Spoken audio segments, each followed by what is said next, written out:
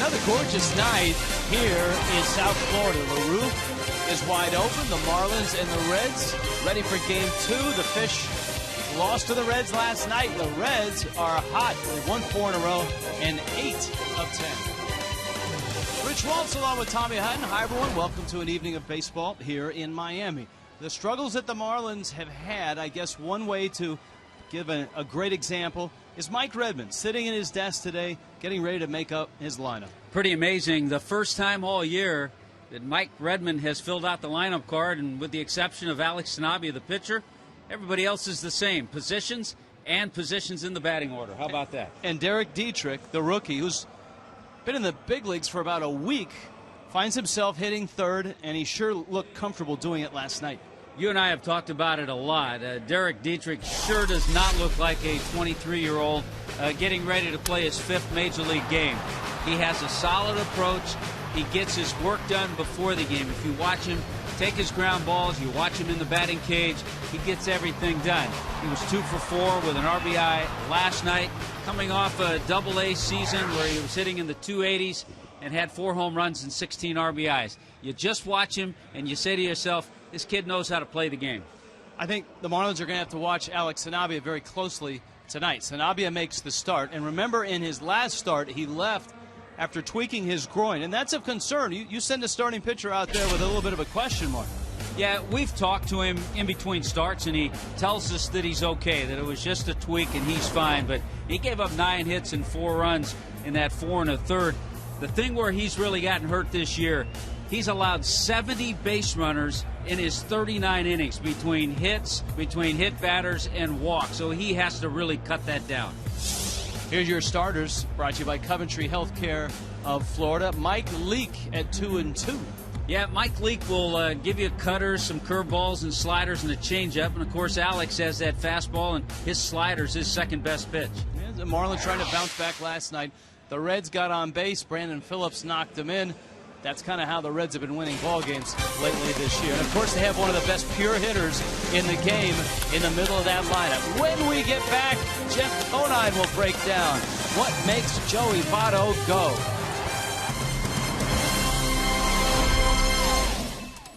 His way to the dugout, on his way to face the Cincinnati Reds tonight. Let's head out to center field. Jeff Conine, Craig Minervini. Hi, Rich. Thank you very much, and good evening again, everybody. Alex Sanabia is going to have to deal with a very tough Cincinnati Red lineup, though Dusty Baker was lamenting to me before the game they haven't scored enough runs. You look at the runs, they lead the league in runs, but they haven't done enough. But one guy who you like to talk about because he's got such impressive numbers is Joey Votto. This year, so far, not in the home run RBI department as much, though. Yeah, you like to talk about him, but you don't like to face him because this guy is a machine at the plate. You look at what he ranks right now in the National League, 6th in average, 2nd in on-base percentage, and the most impressive to me, 1st in walks and 1st in pitches seen. That's numbers that when your power numbers aren't as good as they usually are, that's where he excels. And this got a chance to spend some time with him when he first got called up in 2007 when I was with the Cincinnati Reds. And you get to talking to him about how intelligent of a hitter he is, how knowledgeable about pitch selection. You see his balance out the plate is absolutely impeccable. I mean, you never see him take check swings. You never see him take off-balance swings. You saw him last night, 3-2 count. A really nasty pitch on full count with bases loaded. Yeah, you know, as a slider down and in, which usually at least it will elicit some type of a swing at it. He looked at it, took the walk, took the RBI. I got the RBI. Can he be too selective, or no? I don't think so, because this guy is so good at hitting the pitches that are mistakes that are in the strike zone. You see pitches seen, 770 pitches already this year. But when he gets one that he knows he can hit, he hits it. He just doesn't miss very often. Number 3 in the lineup, and Sanabia will have to deal with him and a tough Cincinnati Red club that's hot. They are season best, 7 games, over 500. Marlins trying to get their first victory here on the homestand, their 2nd game. Got it all coming up for you next here on Fox Sports Florida. We'll see you for the post game. By AT&T U vs. TV. Check availability, 1-800-PICK-AT&T. Rethink possible. By Just for Men Auto Stop, the foolproof way to get rid of gray. And by Checkers. Feast on.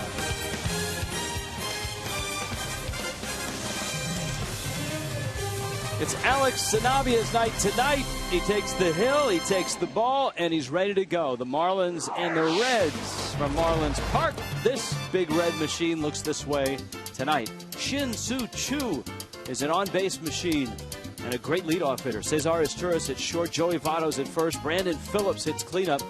33 RBIs. Right field, Jay Bruce, a night off last night. Back in there tonight, Xavier Paul, Jack Hanahan, Devin Mesoraco behind the plate, and Mike Leake is on the mound. All right, there he is, Alex Sanabia. All eyes tuned in from Chula Vista to check in on Alex, who had to leave that game after 4 1/3 in San Diego in front of a lot of friends and family. Pitch a penny brings you the first pitch. Sanabia's pitch is up. The Marlins have had real problems with Shin-Soo Choo. And he takes outside. This is his 6th game against the Fish. His numbers against the Marlins just eye-popping this year. First of all, he's walked 5 times. The Marlins have hit him 3 times. He's 8 for 14, and he's scored 7 runs. But it's not just the Marlins he's been doing this damage against. Well, he's been doing a lot of damage. He leads the National League in on-base percentage. And guess what? Wow. Choo smacks one into center field. Ruggiano over to cut it off. And the Reds are in business here in the first inning. Marlins defensively tonight, just like last night, presented by the Cleveland Clinic, Florida. Yeah, there you go with JP and Justin Ruggiano and Marcelo Zuna in the outfield. Polanco and Echeverria, who continues to be solid at shortstop. Derek Dietrich has made all the plays at second. Dobbs over at first, and what a nice throw last night from Rob Brantley. Now Izturis, the switch hitter, takes outside. Izturis in the 2 spot. Last night, Dusty Baker had Zach Cozart at short. Cozart has struggled a bit offensively this year. Not that Izturis is tearing it up.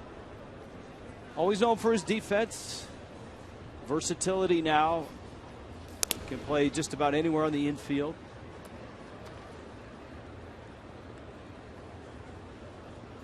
Veteran.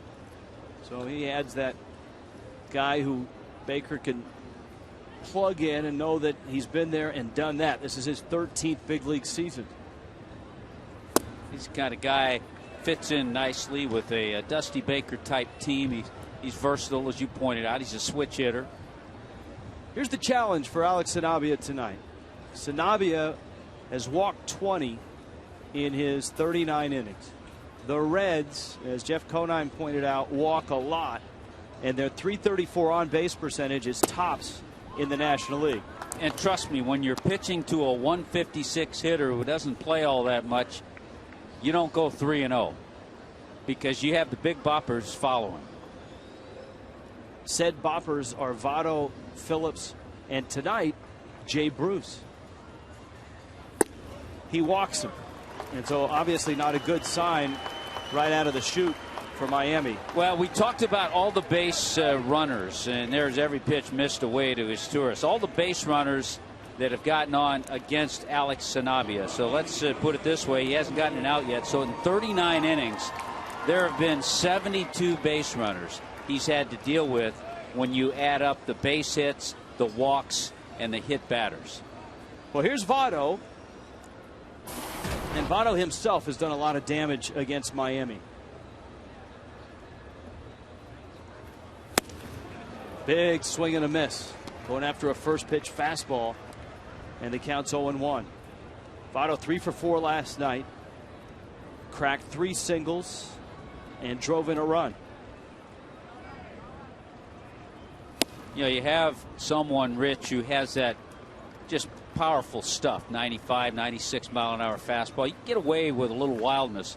But Alex Sanabia, for him to have success here, he has to have pinpoint control.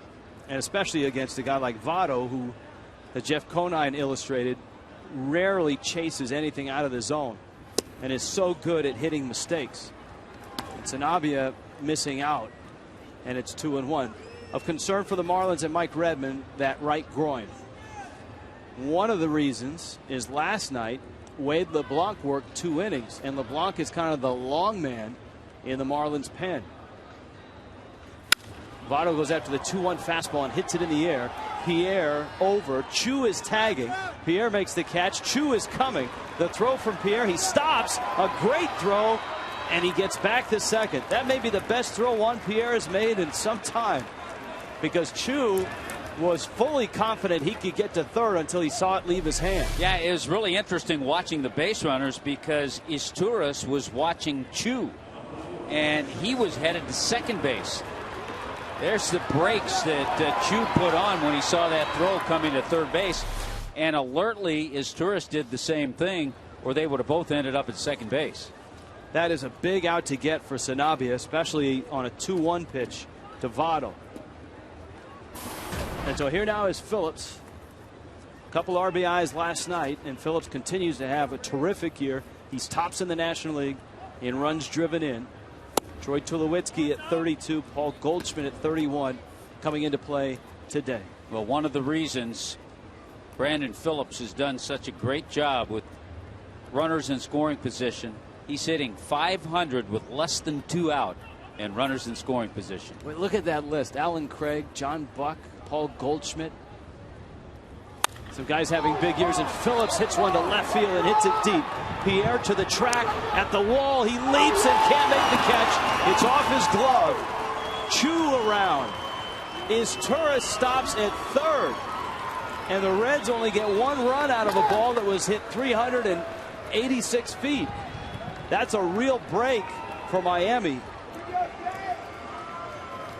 And I think if Cesar Izturis had to do it over again, obviously he'd been a little more aggressive.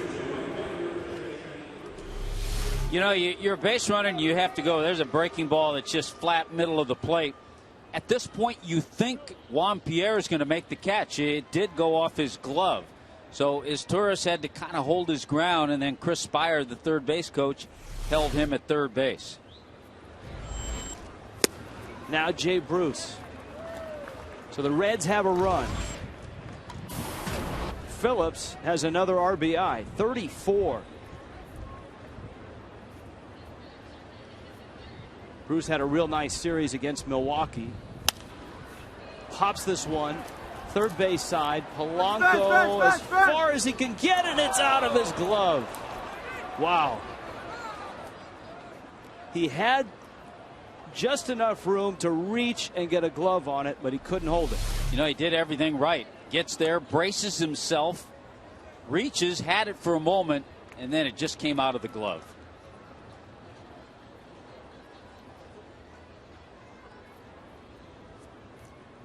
Just off the end. There's the changeup, and Sanabia gets a strikeout. That's the bread and butter. If he can throw his fastball for strikes, then that changeup comes into play.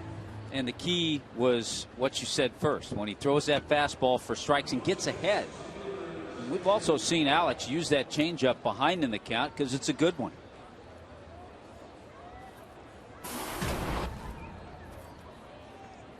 Xavier Paul now.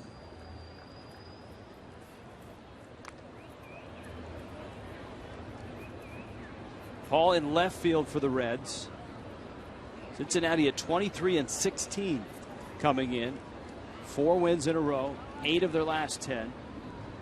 Still 2.5 behind St. Louis in the Central. The Cardinals had won 2 in a row going into play tonight. St. Louis tonight is home against the Mets. This is a run-scoring team. With the 1 run they have scored so far here, they're tied with the Rockies now. 187 runs, most in the National League.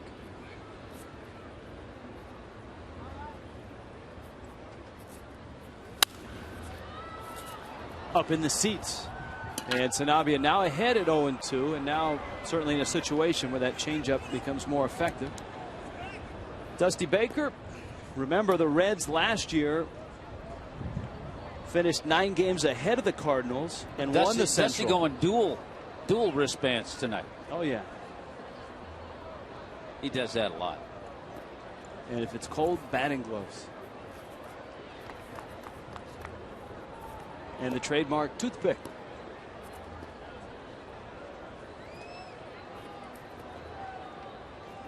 So So Paul climbs back in. He drove in 3 last night with a bases loaded double. And Sanabia tries the change, and it floats outside. It's 1.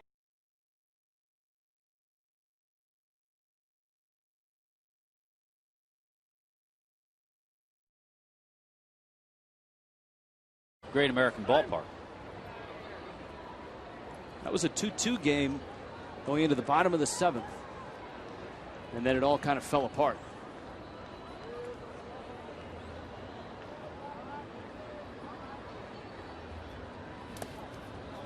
Good block by Brantley. Yeah, Sanabia in that game went 6 innings. Gave up 6 hits and 5 runs. But again, the walks hurt him. He walked 5. There's the line for that game.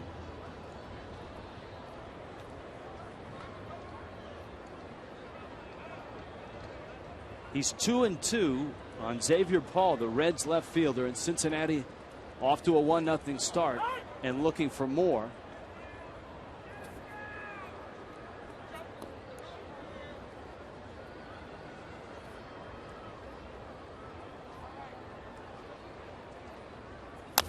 Two, and it's foul.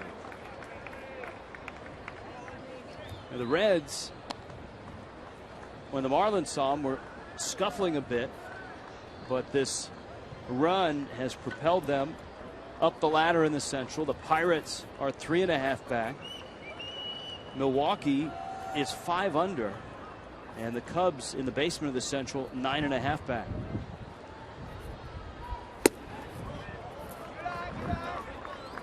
Sanabia is already 23 pitches into this thing. His ball strike ratio, not a thing of beauty. There's a look at Jack Hanahan on deck. I remember last night, Ricky Nolasco threw 30 pitches in that first inning. Remember, the Reds only got 1 run in that first inning, but that really set the tone for the rest of the night. And Sanabia loses him. So a pair of walks for Sanabia, bags filled with Reds, and here is Jack Hanahan, the former Cleveland Indian.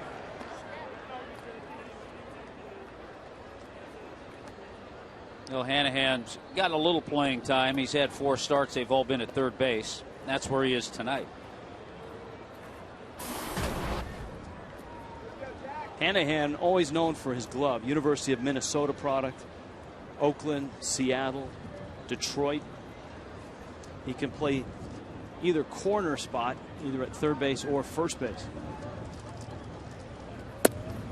And Sanabia misses in.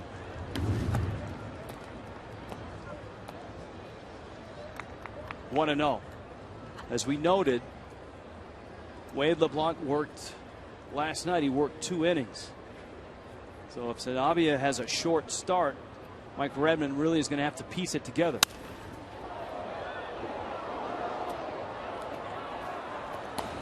Hanahan lines it foul.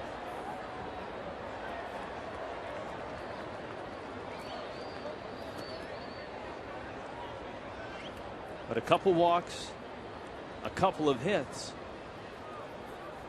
Bases filled with Reds. And again, if Sanabia can get out of this and give up just the 1 run, he's got to feel good about it. Challenges with his fastball, 93 on the fastball. It's a good fastball, and that's it. All goes down to command. His fastball is good enough. His changeup is good enough. Command and confidence.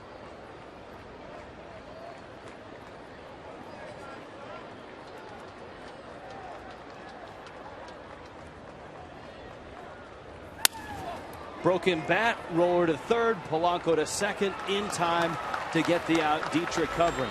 So the Reds only get the 1 run, and they leave them loaded in the first. Reds on top. It's the bottom of the first in Miami, and the Fish at 11-28 will bring this lineup to the plates. Juan Pierre, Placido Polanco, and the youngster Derek Dietrich, Marcelo Zuna, Justin Ruggiano, Greg Dobbs, Adeiny Echeverria, Rob Brantley, and Alex Sanabia, a pair of pitchers from the San Diego area. Sanabia from Chula Vista, Mike Leake from Fallbrook, California. And Leake gets the start tonight for the Reds. Fallbrook, California, went to Fallbrook High School. And Fallbrook, California, known for two things: Hall of Famer Duke Snider and avocados. And hopefully Mike Leake. Where else can you get that kind of information? That's top flight stuff. Well, Leake is a guy that, in talking to Chris Welch, who does the games for the Reds on television, talked a little bit with Jeff Brantley on radio, and former pitchers. They said Leake at times will throw too many cutters. That gets him in trouble. But has good stuff with the fastball and slider and curveball, good changeup. Pierre's ground ball finds Joey Votto, who's so good at first base. Votto won a Gold Glove a couple of years ago when he was healthy. And here's the rest of the Reds defensively. Yeah, Dusty Baker's made a couple changes tonight. Defense brought to you by Cleveland Clinic. Xavier Paul and Choo in the outfield. Jay Bruce back in there, had a couple of days off. Hanahan at third, Istura. So left side is a little different. Phillips and Votto, no change there. And Devin Mesoraco, the young man behind the plate. So there is a change there. Now Polanco in the 2 spot, and as the Marlins get bodies back, a Logan Morrison, whenever Giancarlo Stanton comes back, you're going to see Polanco in a spot like this in the order, in the 2 spot or slid down, say 7th, 6th. He's been occupying the 3 spot, and of course when Stanton was healthy, Polanco even hit cleanup at times. And he has that one clip his bat. A strike for Leake, and it's 0-2.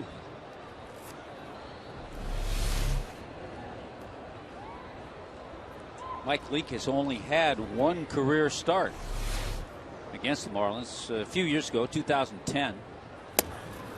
That one hit him. It did. You could hear it clip the jersey, and that's a break for Polanco. He's behind the count, 0-2, and Leake came in and got him.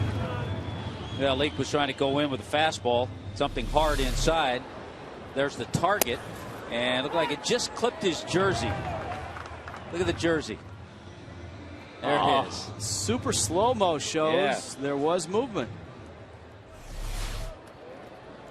You wonder if in 5-10 years, when replay is in the game in terms of calls, if a call like that would be reviewable. Here's the pitch to Dietrich. Next year, Major League Baseball has said there will be increased usage of replay. They haven't decided how much or how, but they're working on it. Dietrich climbs in, 6 for 15 so far in his big league career. And that pitch is taken inside. In fact, during the World Baseball Classic here in Miami, Major League Baseball had a lot of technology and a lot of cameras that weren't used for the telecast, but were used for them to study instant replay and how they might implement it. Polanco's at first. 1-1 in. I would say on that hit pitch, no. Then you're just taking it a little bit too far. Well, that's why I asked. Okay. I gave you my answer. 5-10 years down the road? No. You never know. Dietrich, a sweet swing from the left side. And of course, last night, and if you've read anything about Dietrich, you know his grandfather helped forge that swing and advised everyone, hey, the kid's swinging left-handed, throws right-handed, just leave him the way he is. Counts 2 balls and 2 strikes. He has a little bit of Logan Morrison in him. When you look at him from the side it's a good swing, call. which is as sweet as Morrison's swing is, which is a good thing. Boy, it would be nice to see them both in the same lineup. And by all accounts, Morrison's rehab is going well. 2-2 coming. There's that cutter that kind of drifts back over the plate and gets Dietrich. Yeah, it's a pitch that as a left-handed hitter, you sometimes give up on it because it starts off the plate. And then right at the last minute, comes in and catches the corner. Rand Eye Institute brings you. There you see that movement right at the end. Fox track. You know, the game that Leake pitched against the Marlins back in 2010, he gave up 3 runs. Gave up 2 home runs in that game. Dan Uggla and Wes Helms. Breaking ball, a strike to Ozuna. Let's see what the scouting report has for Mike Leake. Cutters to lefty, he'll throw them in, and then as we saw, backdoor it once in a while. Change up has some sink to it. Outstanding hitter, one of the best hitters in the game.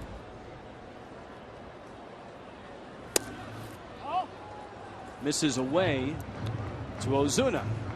So Ozuna hitting at an even 300 after an 0 for 4 last night. Still with 5 doubles and a homer.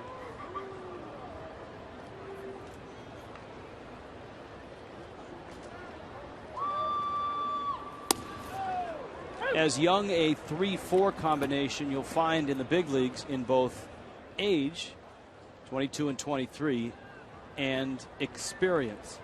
I mean, together you're talking about what, 20 games or so in the big leagues? Yeah, this is game number 5 for Dietrich. Ozuna takes outside, and for Ozuna it's game number 14.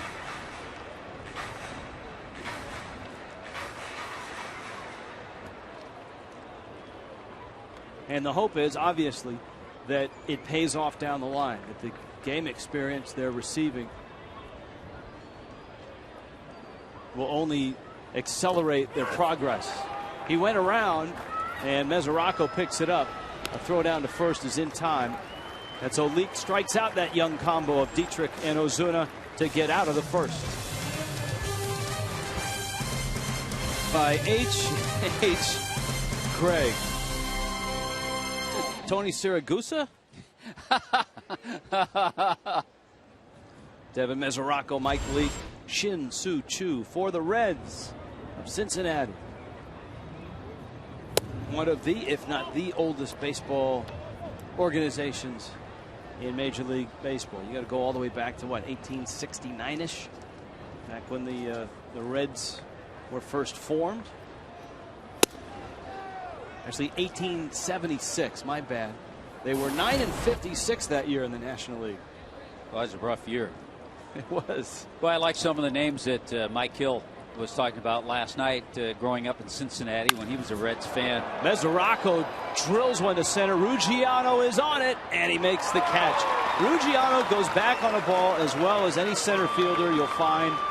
He is terrific with routes, with instincts, and he made a nice catch there at the track. You know, he does everything that is needed for an outfielder to be a good outfielder. He positions himself in the right place, number one, gets good jumps, takes good routes, has nice hands, has a strong arm, too. Yeah, Mike Hill talking about the Eric Davis and Chris Sabo, Jose Rio. That one flipped foul and out of play. Leake, as you pointed out, a really good hitting pitcher. In fact, no one in baseball since Leake has been in the league has more hits as a pitcher. Even Carlos Zambrano, and Zambrano might get a chance. Yeah, the Phillies taking a flyer on Zambrano today. Yeah, Leake last year hit .295. Look at that career average, 276. 2010, he hit .333. Pop up and over for it is Dietrich. Wind is swirling, and Dietrich is there and makes the catch. So 2 outs here. Marlins.com, your one-stop shop for breaking news, tickets, sweepstakes, merchandise, and more. Check out the new Marlins Park seat views for an interactive 360-degree experience from anywhere in the ballpark. And you can pick out your seats, purchase tickets. It's never been faster or more convenient. Go to Marlins.com today. Well, here is Choo, and he continues to be a real headache for Miami. Now, Choo, 9 hits against the Marlins. This is game number 6. As we pointed out, the Marlins have hit him a bunch. They've walked him a bunch. It's an interesting trade the Reds made to acquire Choo. They traded Drew Stubbs, terrific center fielder, just strikes out way too much. And also a young shortstop, Didi Gregorius, who the Indians then traded to Arizona. We'll see him this weekend. The interesting thing about the flip with Choo and Stubbs is they're almost exact opposites. Yeah. What they can do. I mean, Choo has another hit. He's aboard at first. Choo is an on-base machine and a very good offensive player. Whether he can play center field, well, that was a question coming into the season. We knew that Stubbs was able to do that.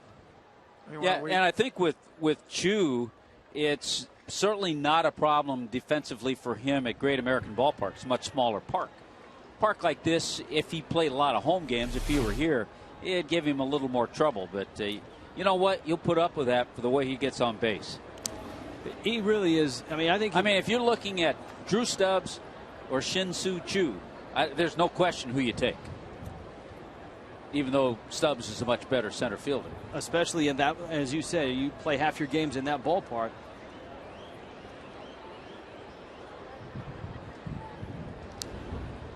Is Turris walked, and he sends one out to center field. Ruggiano is there, and Justin Ruggiano makes the catch. Well, Sanavia works a scoreless second, 11 pitches. You can bowl with the stars. Cliff Floyd's got a celebrity bowling tournament. Look at how excited they are about that. It's presented by Fox Sports Florida. Now you can bowl with Cliff or other former Major League players. And the Fox Sports Florida girls will be there on the 19th of May.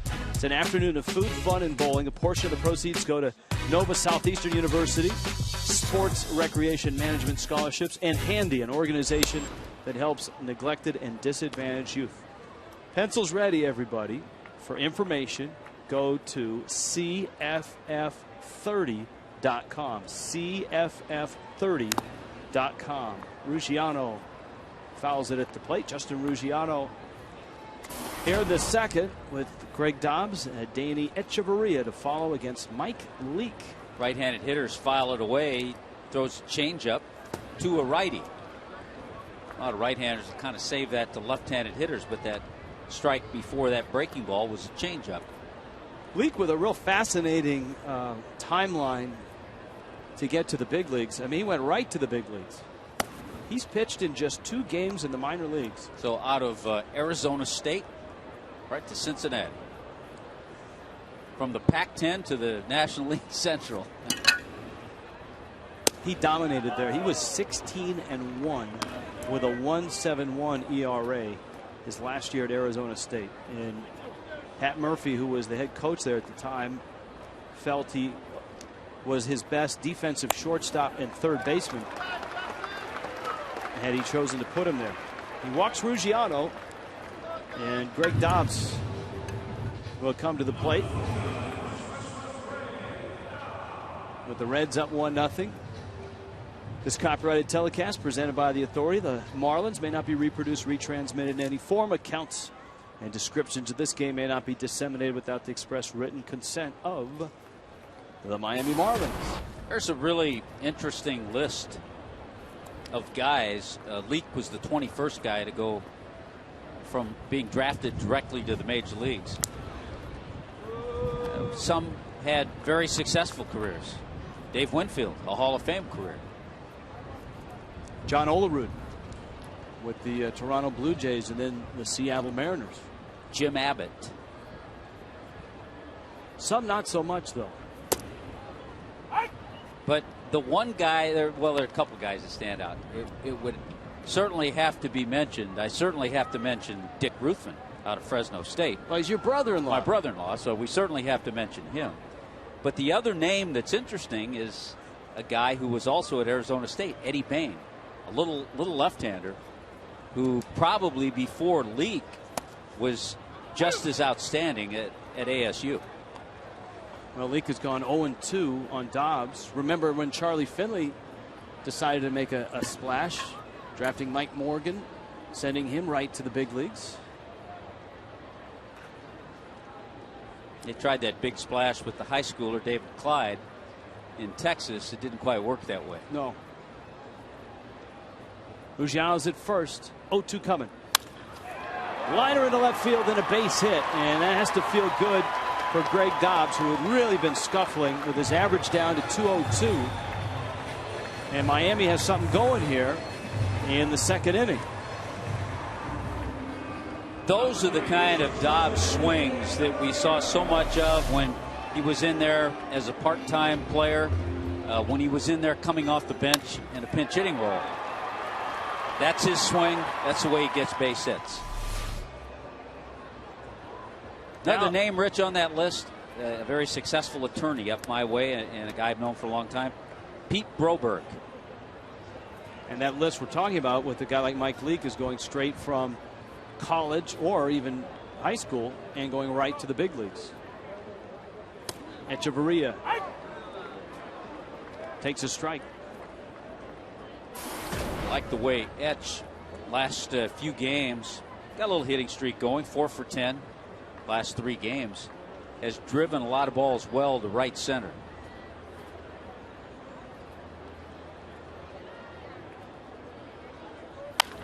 Pulls that one to third, scooped by Hanahan, turned by Phillips, and the Reds get a double play.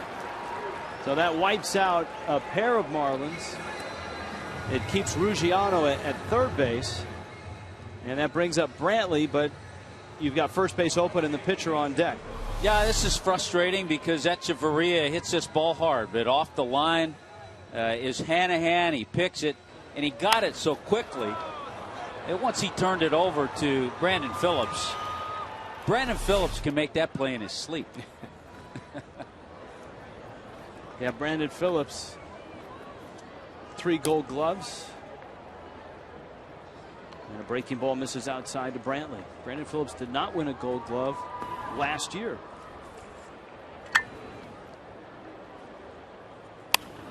Brantley cranks that one foul. The Gold Glove winner at second base in the National League, Darwin Barney.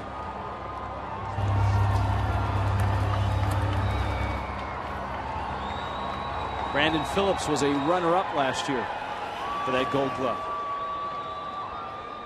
Leake for the windup, 1-1 pitch. Brantley takes outside. Darwin Barney only made, what, 2 or 3 errors? Made just 2. Yeah. Darwin Barney's a terrific defensive second baseman, so he snapped that run of Brandon Phillips at 3.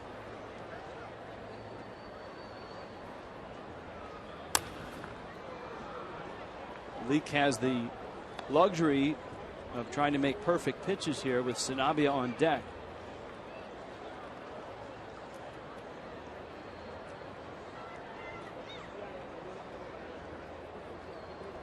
It's always one of the perils, the tough part of being a number 8 hitter in the National League. Breaking ball, and Leake did make a perfect pitch. Kind of a back foot breaking ball that Brantley swings over. Well, the Marlins have had base runners so far, but no runs. Marlins Park tonight with the roof open, the rolling windows are open. This is what, the 10th time the Marlins have had the roof open this year. It's been terrific weather-wise in April and here into May. And the Fish trying to beat the Reds, something that few people have been able to do over the last couple of weeks. Cincinnati have gone on a nice run where they've won 8 of 10, including 4 in a row. Alex Sanabria survived a first. He left the bases loaded, gave up the 1 run. He gets Joey Votto, Brandon Phillips, Jay Bruce here in the 3rd inning. Here's the challenge. Actually, that's a good first pitch to start it. Last inning, of course, the bottom part of the order before it got to Choo, I thought Sanabria was much more aggressive. And he may have been told that by Chuck Hernandez. Now, to be aggressive to this group coming up is a little different story, but that's the way he has to pitch. He was able to get Votto out on a 2-1 fastball. Votto hit a fly ball to left. That was before the Brandon Phillips RBI double. And remember, on that Phillips RBI double, Cesar Izturis probably should have scored. He was at first, and the ball was off Pierre's glove at the wall in left center field. That's strike 3 called, and Votto rarely gets caught looking, but he does here to open up the 3rd inning. You know what? The best part about that aggressiveness there is that, okay, 0-2, He didn't try to waste something and all of a sudden take it to 2-2 or 3-2. He threw that good moving fastball. Votto thought it was high, but it got the strike zone. Good pitch. Just got the tip of it. Now Brandon Phillips, who now has driven in 3 runs in this series. RBI double in the first.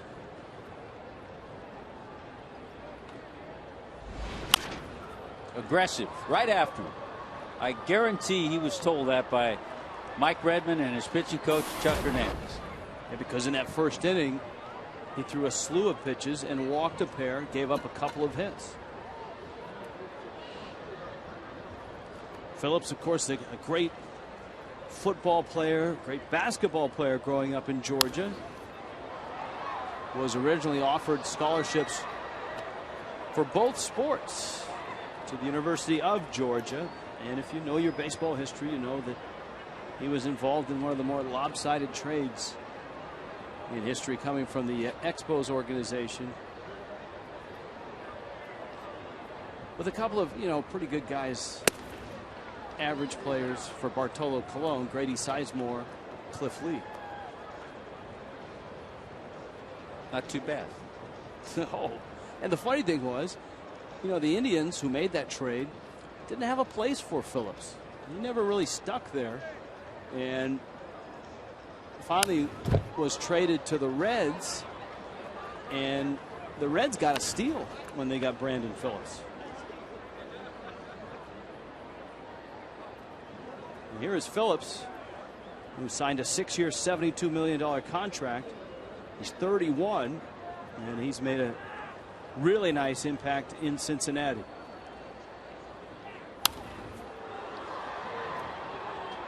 So much so that Cholula decided to bring on the Cholula Hot Sauce spotlight player. Born in Raleigh, Stone Mountain, Georgia. His sister plays in the WNBA. And a very, Brandon is, active tweeter. Into left field, that's a base hit. 2 hits for Brandon Phillips. Here's one of the differences in Alex Sanabia. In the first inning, threw 14 strikes and 14 balls. Since that time, he's thrown 15 strikes and 5 balls. Matt Latos, Jose Fernandez. That's a good matchup tomorrow. It's a great matchup tomorrow.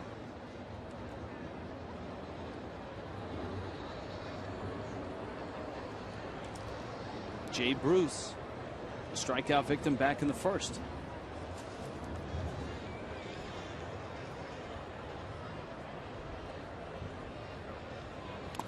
Got the night off last night, and that was his first night off all season long.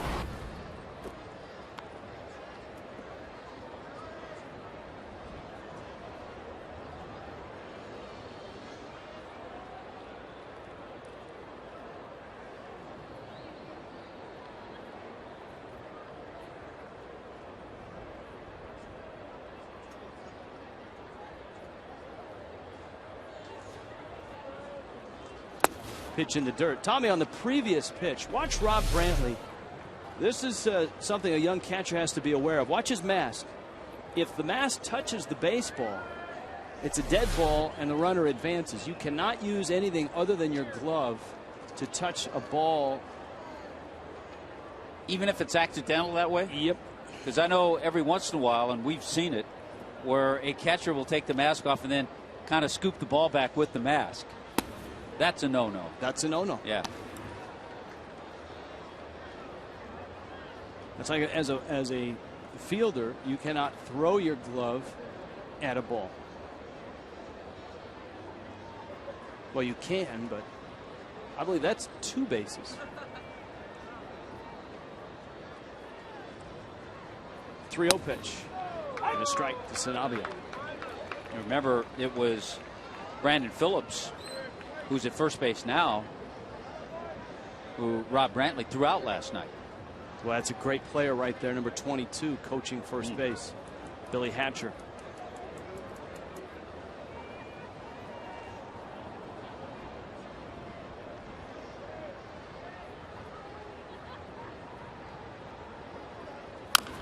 Off-speed pitch rolled up the first baseline. And I know, Rich, you were more of, there's Billy Hatcher, and on the other side, the other coach for the Reds on the bases, a guy that you might not have seen as much at, because you were an athletics guy. Oh, but, no. Playing in the Bay for the Giants, solid shortstop Chris Spire. My dad would take me to Candlestick. I saw McCovey and Mays as a real young kid. And Spire was the all-star shortstop, I believe, for 3 years in the mid-70s. Hit hard, and that's fair, and that's trouble, and down the line it goes. Ozuna to get it. You've got speed with Phillips to third. He'll be held there. The throw from Ozuna is cut. Throw back to second. Back in is Bruce. And there again is the arm of Marcell Ozuna. That's a great job of scouting by the man we were just talking about, Chris Spire at third base. He saw that throw in Los Angeles, and Ozuna from the corner with a great throw. Yeah, and it wasn't that this throw was going to go to the plate, but it got so quickly to the cutoff man. And again, not only have we seen Ozuna make strong throws to get runners, I love the way Phillips rounded the bag, too. He's thinking that he's going to score, but he's hit the cutoff man every time. Sanabia with a runner come home. Brantley in a rundown. Phillips on his way back to third, and Brantley falls over him, dives after him. Out is Phillips. Brantley somehow got him in that two-car pileup between third and home. An adventurous out. The result is that the runner ends up out at second base. If he doesn't fall, it would have been interesting. He may have had a play at second. Heads up play by Sanabia, and also by Brantley to get Phillips going back to third. Now the tag and the stumble, that allowed the runner, Xavier Paul, who hit the ball, to get to second base. Well, C.B. Buckner was right there. No argument from Phillips either. Phillips almost with a little bit of a you could almost at the start of that play when Brantley went over him, it almost looked like Phillips' legs clipped him, and that sent Brantley head over heels. So Paul ends up at second, Bruce is at third, and now it's Hanahan. And again, Alex Sanabia just needs to get one more out here, and he can wriggle out of this inning without giving up a run. Boy, and again, that number that you gave at the start of the game, the number of total base runners continues to just skyrocket. Reds left 3 on in the first, another on in the second, and they've got 2 out there here in the third. Yeah, they've had 7 base runners already, and we're in the third inning.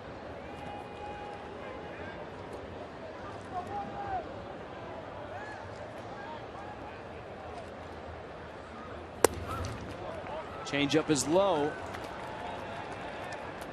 Yeah, he can make a pitch here. He has first base open, got the right-handed hitting Hanahan. No, Hanahan's a lefty. Got him on deck, but over his career, Sanabia has actually pitched a little better against lefties than righties.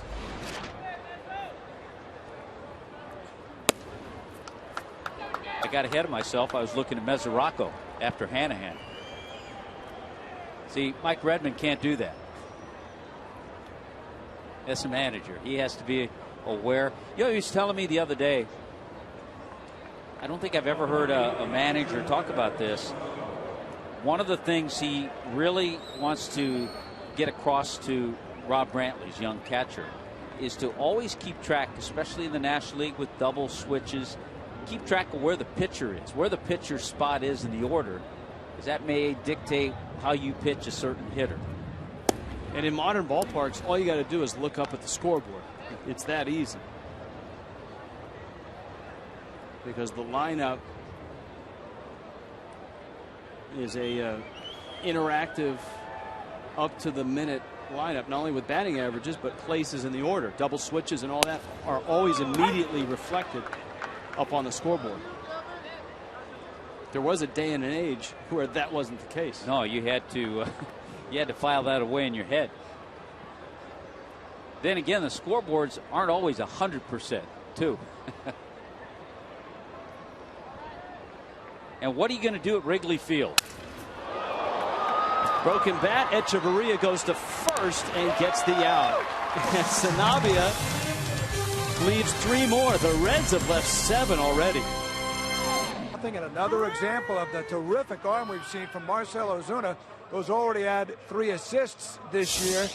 But as Tommy mentioned, plays like this that keep runners from taking the extra base. Even the reputation is getting around the league. And talking to Ozuna today, Jesse Phillips, a speedy guy, stopped over at third base. Got called Crawford the other day going into third base. But talking to Marcell today, he mentioned how he worked on this in the Dominican Republic, worked on throwing the ball, credited Tarek Brock, Marlins outfield coach in the minor league system, and Andre Dawson. He said, Dawson taught me not to go around the ball, but to come up square.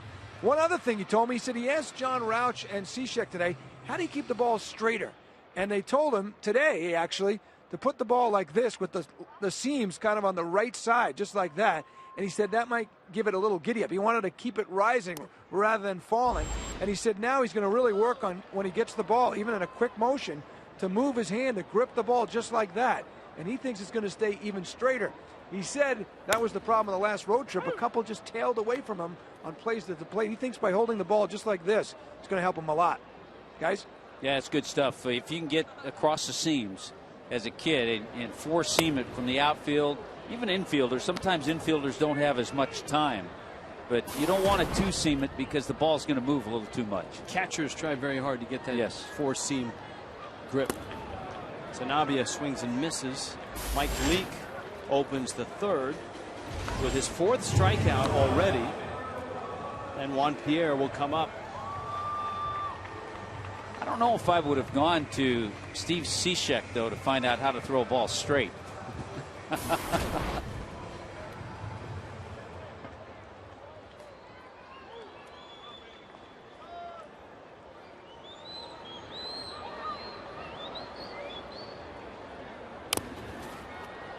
Pierre fouls that one at the plate. And he counts 0-1. JP is 0 for 1.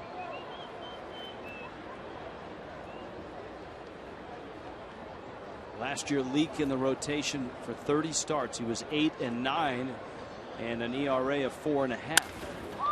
Up the middle, Phillips. That is a Gold Glover. Wow.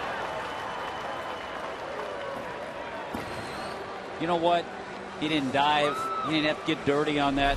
It probably won't make a top 10 of best plays, but this is a terrific play because he knew he had Juan Pierre, the runner. He knew he had to pick it cleanly, and he knew he had to make a perfect throw.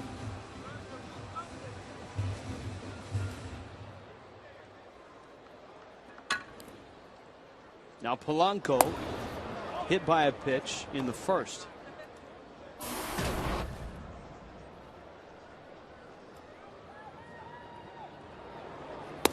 Leake's given up a walk. He's given up a hit. And that's it. His night very, very different than the night of Alex Sanabria. Well, Sanabria in his 3 innings has thrown 62 pitches. Leake, little hesitation, and maybe that slowed down Jack Hanahan.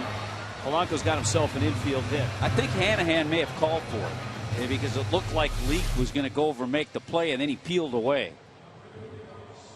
That's when he got out of the way. I think he heard Hanahan calling for it, but then Hanahan couldn't find the handle, couldn't make the play. Yeah, you can hear him yelling. That brings Dietrich to the plate with a runner at first. Dietrich reporting to us that everybody back in Cleveland was able to watch the game last night. They hooked up their computer to the TV. MLB.TV worked just fine. See, you have to show me how to do that. I can do that. And DirecTV, he said, was on the job as well. So by now, the folks all around the Dietrich household are able to watch the games and enjoy swings like that. And enjoy base hit after base hit. And they didn't have to pay extra for that, Tommy. They just signed up for extra innings, and they're getting line drive hits. He had 2 last night. He's got a hit here. That cutter tried to get in, but he was able to shorten things up, quick to it, and gets a base hit, extends a little hitting streak now, 5 straight for Dietrich. It's a great example of a young hitter making an adjustment. Remember the cutter that got him for called strike 3 in his first at bat. Got a very similar pitch. Here's Ozuna. He struck out back in the first. That's another tapper. Same spot, same result. Everybody's safe.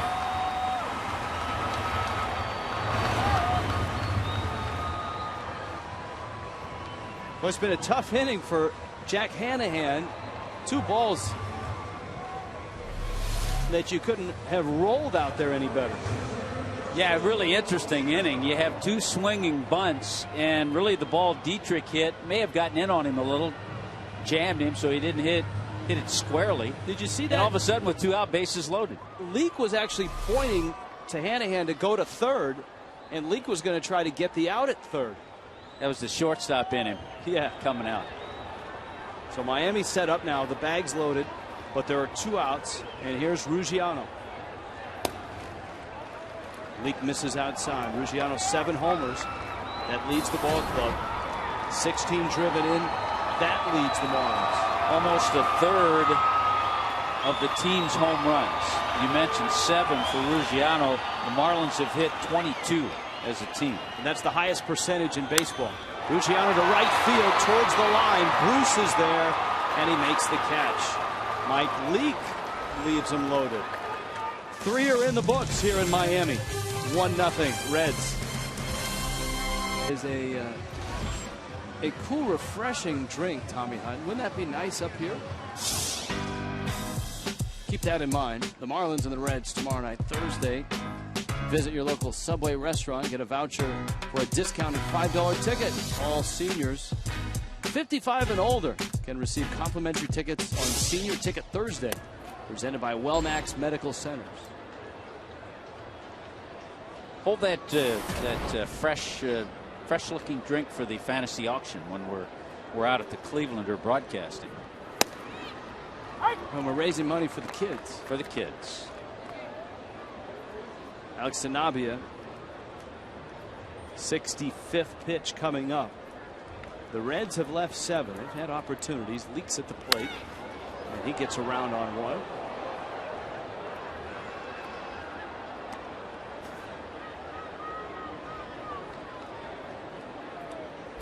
It's almost like if you're a pitcher, when you pitch to Mike Leake, you have to just say, okay, I'm pitching to another hitter.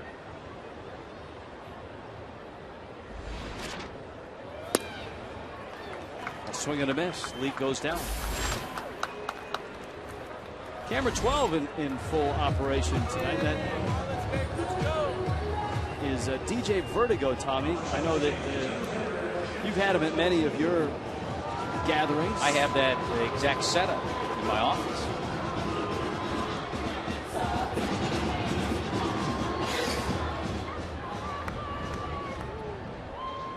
Tommy's spring training gala. DJ Vertigo performed. Strike to Shin-Soo Choo. Now, we said at the outset of the telecast, he's just clobbered Miami, and all he's done is come out and line 2 singles in 2 at-bats. So by my count, 10 hits for Choo, and this is game number 6. And Sanabia still looking for that first 1, 2, 3 inning tonight. Sanabia either gives up a hit or he hits him. At least so far this year.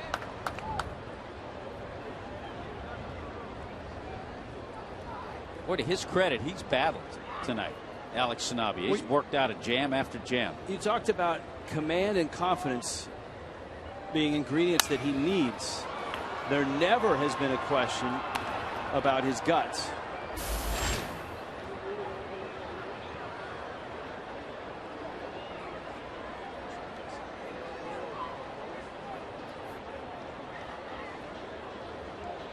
One and 2. Choo, left field, deep. Shin-Soo Choo. The Marlins just can't get him out. Into the Clevelander he goes. Big Choo, 8th home run. He's 3 for 3 tonight, and it's 2-0 Cincinnati. Oppo Choo. You don't expect Choo to go to the opposite field in this ballpark, and he just did. That ball jumped off his bat. It's a Clevelander home run in every sense of the word.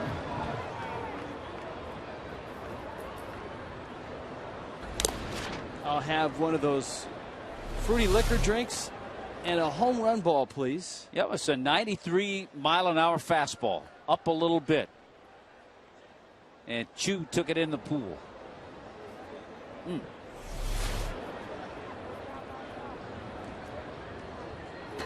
It's amazing. He's now 4 for 4 against Sanabria, and he's been hit twice.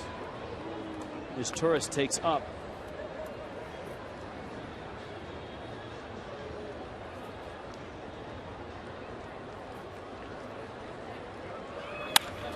There's a liner and a base hit down the line. Pierre trying to cut it off, and he can't. His Turris thinking about third, but holds at second. I know leadoff hitters aren't often in the MVP discussion, and I know it's mid-May, but what the heck? If you're to name an MVP after a month and a half, would Choo be in your top 3? Well, top 5? He'd have to be in the top 5 at least. You know, as a guy we haven't seen because the Marlins haven't played the Brewers yet, but John Segura is near the top in hitting. Carlos Gomez of the Brewers leading the league.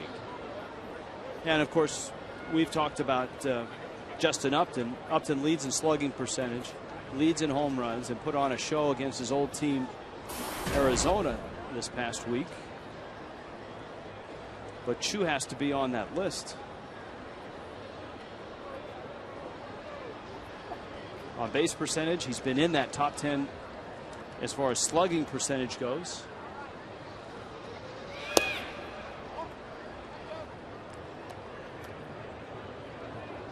Votto, who is 0 for 2.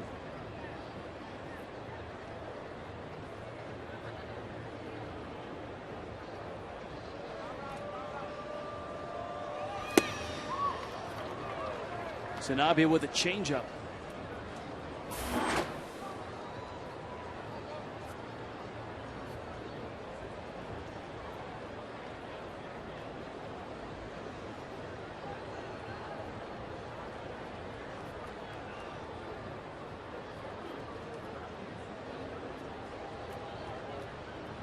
Ball and a strike and an out and a runner at second.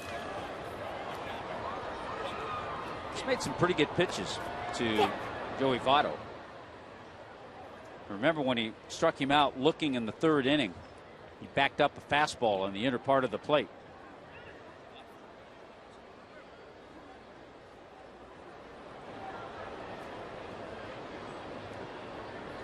Votto trying to emphasize that left hand, taking his practice swings there with the left hand. And it looks like he's trying to activate that top hand.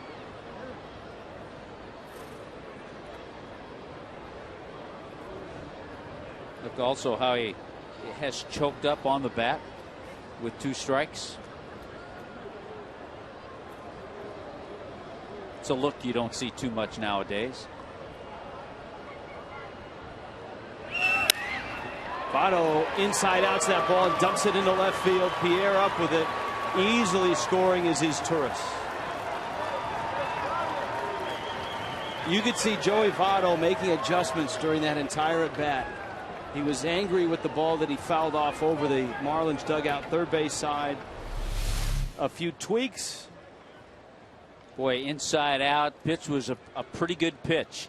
Sanabria tried to get him on that pitch he struck him out on, but this time Votto reacts short and quick. God, why don't more guys do that nowadays? Shorten up on the bat with 2 strikes. I know he's on the other team, but that's the way you do it. Absolutely. I mean, without a doubt. And here it's Phillips. And all the runs and runners that Sanabria has been dodging here in the first 3 innings. Things starting to break through for the Reds. A 3-0 lead. And Phillips has 2 hits, RBI double and a single. Boy, 80 pitches too already for Sanabria. And again, for the Marlins, with LeBlanc throwing yesterday after Nolasco's 5 innings. Marlins bullpen, if Sanabria does last just the 5 innings, of course he has to get out of this one to get to the 5th.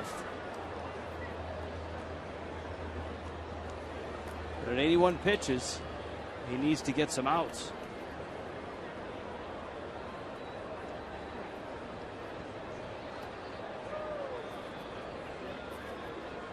And Chuck Hernandez thinking right along those lines, getting the bullpen up.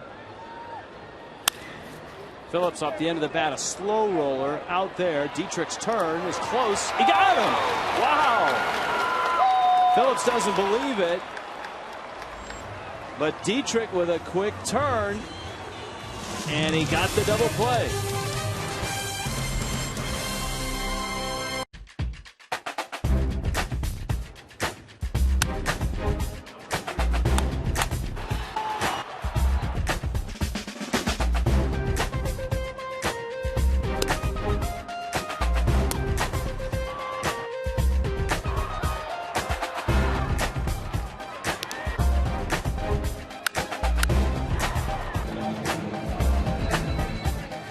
World's most dangerous tape room hard at work in downtown Miami. The Reds and the Marlins. Mike Leake now has a 3-0 lead. And Greg Dobbs is at the plate. Marlins getting a double play to finish off that 4th. Brandon Phillips. 6-4-3 double play. Dobbs gets a ground ball to second. And Phillips. Professional move by Phillips, Tommy. He really didn't bark and argue about the call at first base, but as we watch it again, you can see that Phillips beat the throw. Yeah, I think you and I both thought he may have gotten there just ahead of the throw, which he did. His foot's on the bag, ball's not in the glove yet. And Phillips knows it's a tough game to umpire. But it's bang bang. It is bang bang. Rather than throw the helmet and make a scene, a little smile and a word for Dale Scott went on his way. And Dale Scott, a veteran umpire.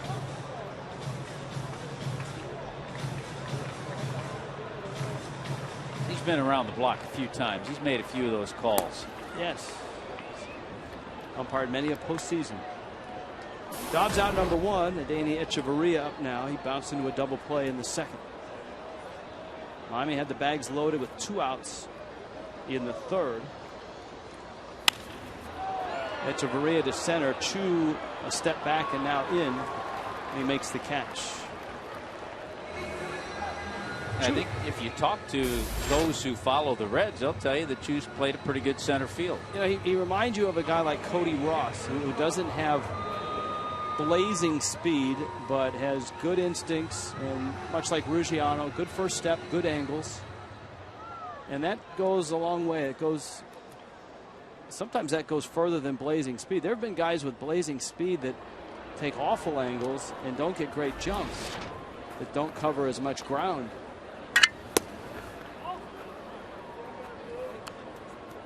Ryan Webb in Miami's bullpen.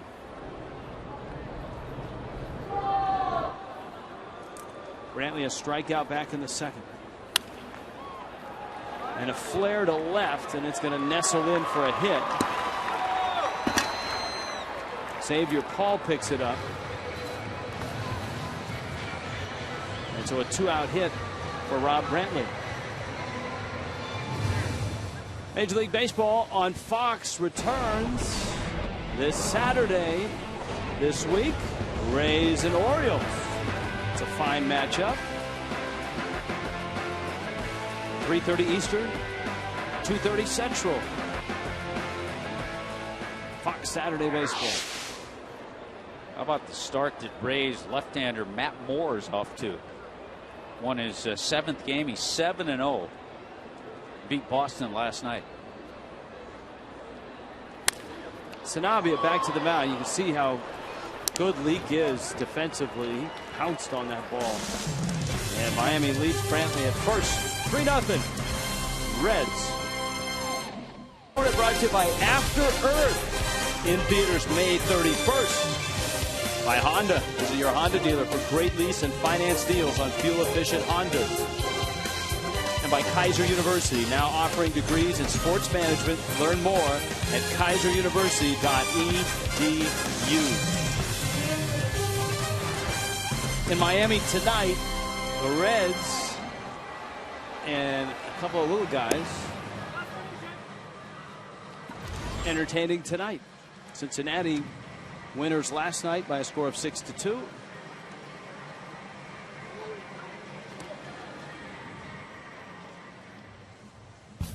And now for the Just for Men Auto Stop Foolproof Stat. Runs per game since 2010. It's going in the Wayback Machine, but of course you got the Rockies. Cardinals are one of the surprising teams in there because the Brewers and the Reds play great offensive parts. So do the Diamondbacks.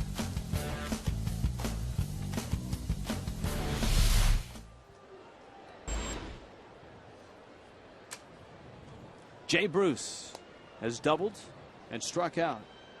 And Sanabia with a fastball gets a strike. You think about the offensive things that go on at Coors Field. When I saw the game that Carlos Gonzalez had last night, I assumed it was at Coors Field. He was 5 for 5 with a couple of home runs.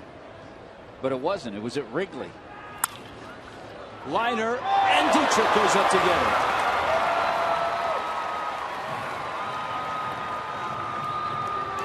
And out here in the 5th. Well timed, nice leaping ability. I'd give the landing a 10 too. Oh, he was able to spin around. He had good balance on that landing. And stuck it. See, always when you make the catch, you're looking real serious. Then after the fact, you look over at the other infielders and you have to crack a smile a little bit.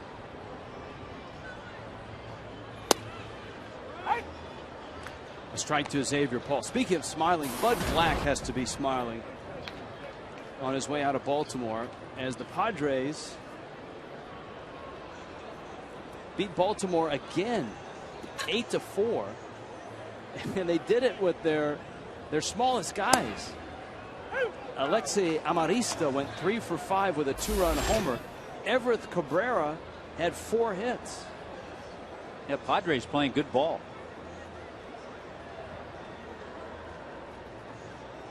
And 8-4, San Diego beat the Baltimore Orioles.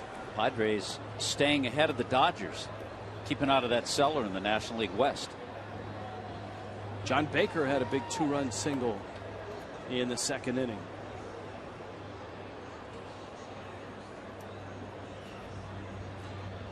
It was a sweep, but it was a 2-game series, but that's impressive to go into Baltimore. And the Marlins got a taste of it when they were in San Diego. Can you call it a 2? I think we've discussed this before. Is a 2-game series a sweep, or is it just 2 in a row? I'd go with 2 in a row. Yeah, I think you have to have 3 for a sweep. If each team gets one, I think you can call it a split. Yeah, that bottom of the lineup, Baker, Amarista, even Kyle Blanks. Well, it's funny, a lot of teams in the big leagues, because you'll have teams traveling. Some will have off days tomorrow on Thursday. So quite a few teams played day games today. To right, Ozuna has it under control, but Xavier Paul is out. The day game of note, because they also do that in the minor leagues. Jacksonville played a day game today. And the reason we're telling you that is because Christian Yelich had 2 home runs and a double, and has gotten that batting average up to right around 326, 327. So for those that are hopeful that it gets better here with the Marlins, I think you can certainly look to Yelich, who by all accounts, and even last night Michael Hill talking about it, is going to be a Marlin before too long. because coming out of spring training, the word was if he tears up Double-A, he'll be here. And so here's Yelich. Remember, he was a 23rd overall pick in 2010. Yeah, his first 2 at bats today, homered. Remember, he's only played 22 games. Yeah, but Ozuna played less than that. I know. and Marisnik has played less than that. All 3 of those guys were injured coming out of spring training. See, what the Marlins need is that, remember the year they had the split schedule, was it 81? Yeah, 1981. Because of a strike. That was my last year as a player because of the strike. Yeah. Did you last to the second half, or was it? I lasted into the second half. Out at first half. We'll explain what that means when we return. Pinch hitting tonight. Tito and Cookie. Hi, guys. Hey, how are you? Tommy, Richie, how are you guys doing? Hey, we're good. Tito, Cookie, good to see you. Good to see you guys over there. Nice to have you aboard, Tito. Thank you very much. It is a pleasure to be here with you guys again. Is this number 1 for you this year, Tito? Yes, it is. That's what I thought. It is number 1, and it's a very special night. You guys know that, I lost my mom last year, precisely a year from ago, and this is a very big night for me here. Thank you, guys. Good. Well, we're glad you're with us. Cookie, the Marlins have been challenged to score runs so far this year, and we were talking just about Christian Yelich moments ago. There's a bunt by Pierre. Whoa! Everybody arriving at first base except the baseball. Pierre's going to get a hit. It actually was a creative move by Votto. Sure did. He threw the ball right behind him, and that would have been a great play at first base. It would have happened. But answering your question about the Yelich coming up, I think, in my opinion, and I said it about 30 days ago, and he was hurt at the time, that was the guy that needed to be back up here. Can you imagine Yelich now with Ozuna and Dietrich and Echevarria, and we're starting to see the combination of the youth and talent that can get this club in the future, winning a lot of ball games. And I think Yelich is going to be the type of hitter that we need right now here for driving in those runs that we haven't been able to do with men in scoring position. Yeah, I think you're absolutely right, Cookie. And I think it won't be long, and we will see Christian Yelich up here. I hope so. Cookie, you ready for Cuban Heritage Night, which is coming up? Well, yes, sir. I'm going to sing the national anthem. Oh. I got you on that one, didn't I? Hey, I hear Livan Hernandez is going to be out here. Yeah, he will be. No question. That's yeah. Friday night here at Marlins Park. We might be able to get a couple of innings out of Livan. Oh, my God. Yeah, right. I'll tell you, he can give you anything. There's no question about that. I think maybe a couple of hits. Yes, sir. Tomorrow is going to be a great duel of pitching, and yes. the fans should come over here to see Jose Fernandez, who's pitched very well, and also Leake for a keeper of Cincinnati is going to see a great duel of pitching. And how about the weather we've had? Beautiful. Awesome. Beautiful. You think that by July will stay the same, you think? I don't think so. No chance of that. Huh? We'd be a little sweaty at this point in time if it were July. That's true. All right, well, have a good night. All right, Thank guys. you, guys. Glad to have you with us tonight. Hope we'll have you again later on in the year. Thank you. Thank you, guys. Tito and Cookie. Polanco's up. Pierre's at first. Miami's searching for his first run here in the bottom of the 5th. Mike Leake.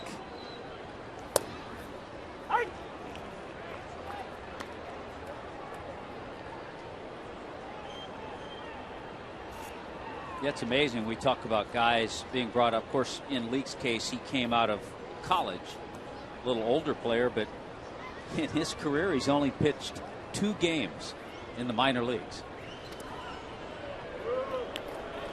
And as I like to say, there are exceptions.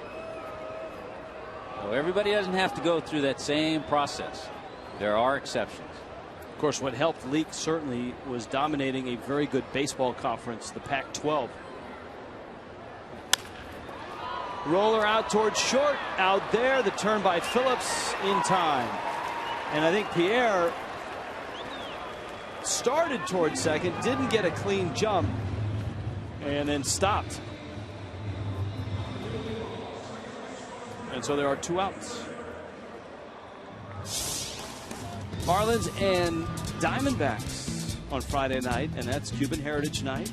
Get the Sir Pizza 4-pack for just $60. Stay after the game for a fireworks spectacular presented by Chevron and a concert on the West Plaza with Celia Cruz and the All-Stars. Go to Marlins.com for tickets.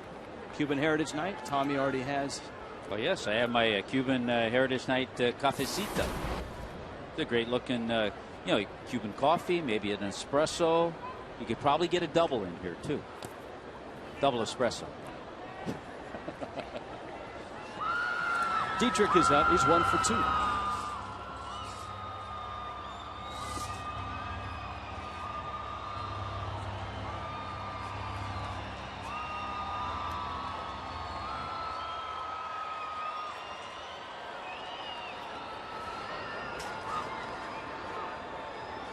There's a 2-0 pitch. Dietrich pulls that one foul.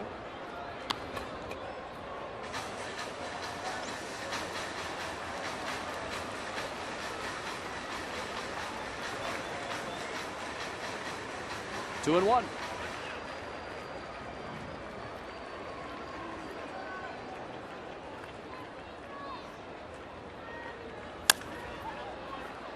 Pulls another one foul. All right, this is what Tommy's been talking about. That's right. See, this is nice little Cuban coffee. Whatever you'd like. You put a lot of things in. Yes, you can. But that's Friday night, Cuban Heritage Night, the giveaway item.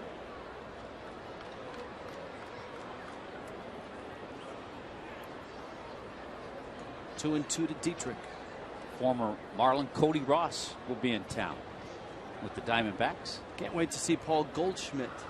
Yeah, we saw him last year, but he just keeps getting better and better. Marlins trailed the Diamondbacks through L.A., and Goldschmidt had a great series against the Dodgers. Dietrich watches that one outside. Count's full now, 3 and 2. It's been a good battle by Derek up there.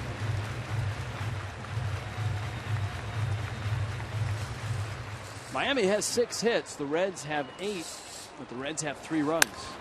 Dietrich drives one to left center field, hits it deep. Paul goes back, looking up. That ball is off the warning track and into the Clevelander for a double.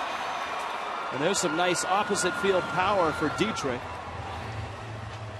who is now 8 for his first 18 in the big leagues. Second round pick. Well, and he's had 3 consecutive 2-hit games. And you and I, we get a chance to watch batting practice a lot down on the field. And when you stand there and you watch Dietrich hit, you see him hit balls in the second deck up in the home run porch in right field. And surprisingly, he has some power. There's no question about that. That's always something that comes a little later. But he showed that power there with that opposite field 2-base hit. Shortstop at Georgia Tech, the Rays' second round pick. Marlins, of course, was part of the big Toronto trade. Got him when they sent Yunel Escobar immediately upon the trade over to Tampa Bay.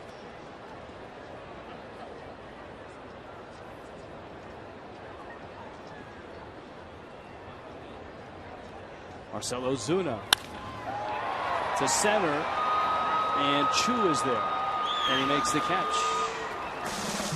Couple hits, but no runs to show for the 5th. Night, Jose Fernandez, Coconut Creek's Matt Latos. Latos 4-0. Fernandez, the 20-year-old rookie sensation, and they meet tomorrow night right here on Fox Sports Florida. Marlins Live starts at 6:30. There's your Cody Ross bobblehead. There he is. Looks like he signed that one too.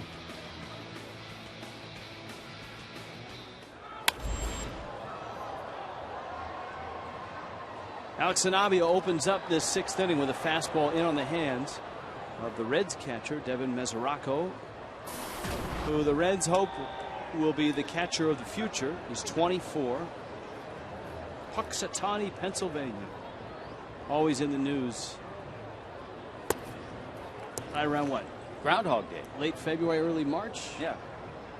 More spring or more winter, or spring has arrived. And if Bill Murray's in town, Punxsutawney Phil. there's a strike. Mesoraco was a 15th overall pick back in 2007. The amazing thing about Sanabia, in the 5th inning, he had his first 1-2-3 inning. And he busts another bat. It's going to be a tough play. Echeverria, bare hands. Wow, what a quick release. To barehand the ball and then getting rid of it that quickly is not easy. He has been an absolute delight to watch at shortstop. Ball comes up, picks it cleanly, and then his throw is strong. Just one error all season, and he's been smooth.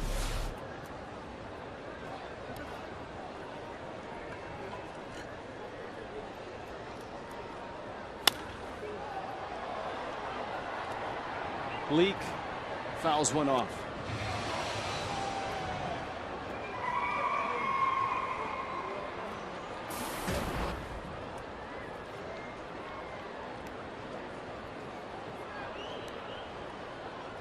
Oh, 0-1. Leake's 0 for 2. And he drops down a bunt foul. Watching the first couple of innings, you got a sense that Alex Sanabia would not be around in the 6th. But the Reds stranded 7 through the first 3.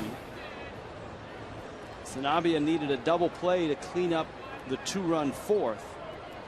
And since then, he's got himself in a little bit of a groove.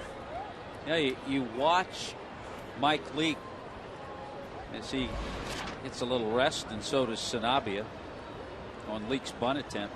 But he doesn't look like a pitcher. Number one, he's 5'10".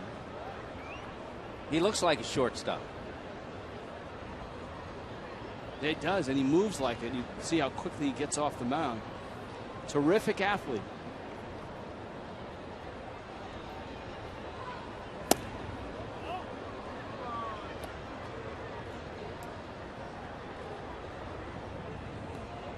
This would be a nice boost for the bullpen for Sanabia to get through this 6th inning. Echeverria. Look at that. Quick release.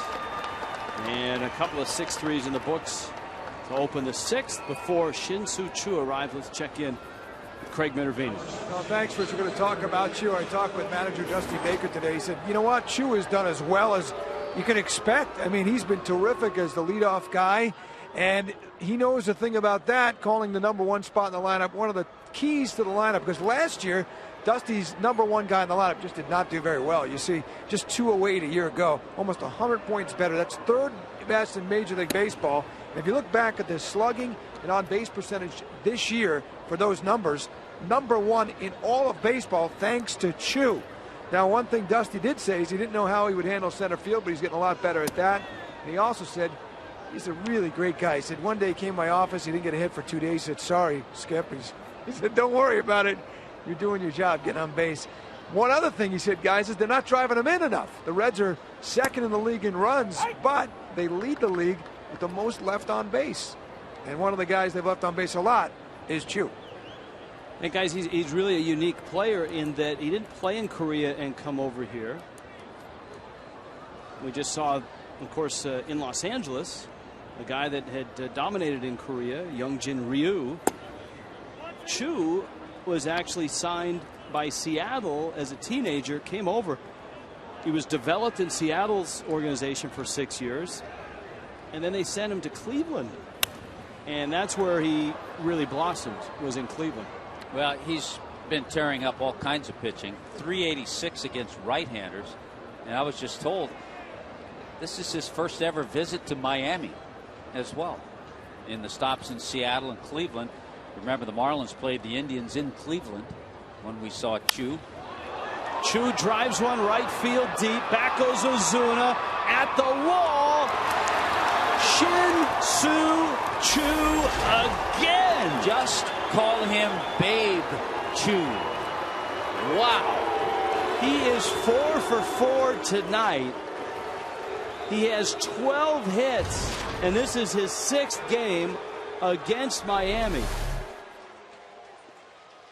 2 homers tonight.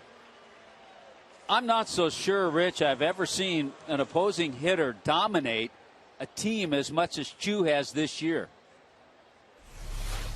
He had the big series in Cincinnati. There's a roller up first. Dobbs has it and steps on the bag. And Choo, who last night was 0 for 2, but he was on base 3 times, is 4 for 4 with a couple of homers.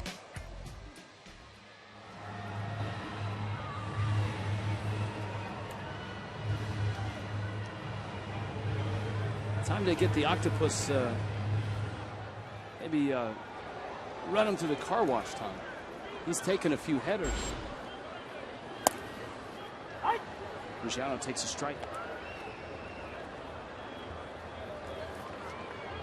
Justin Ruggiano's walked and lined out. Greg Dobbs, Adeiny Echeverria. Mike Leake hasn't been dominating, but he's been good enough. He's used that defense behind him. He's rolled a couple of double plays. And he gets Ruggiano for the first out of the 6th.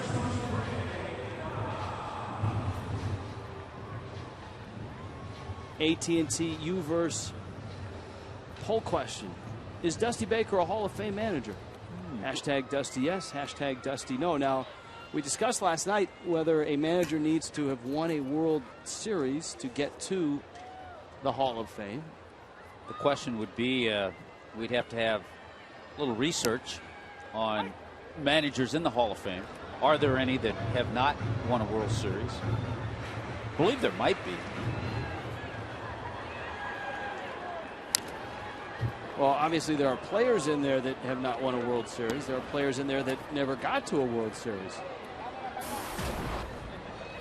Just look at any Cub that's Ernie Banks, that's in there. Billy Williams, Fergie Jenkins, Ryan Sandberg. Got to the playoffs. Ron Santo. Thankfully, Ron Santo.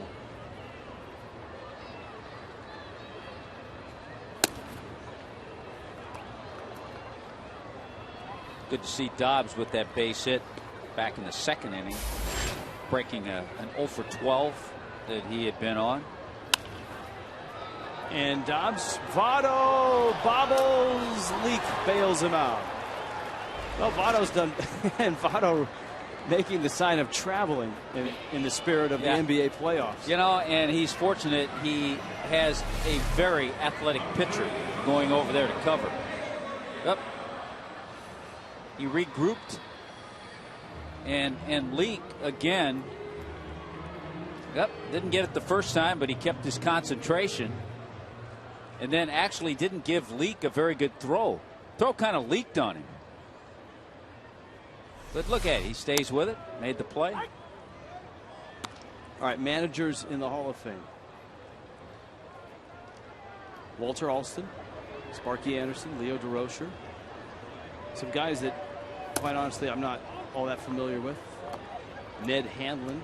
Yeah, there's some guys that we'd have to check. But I think there are some managers in the Hall. So if you look at it that way.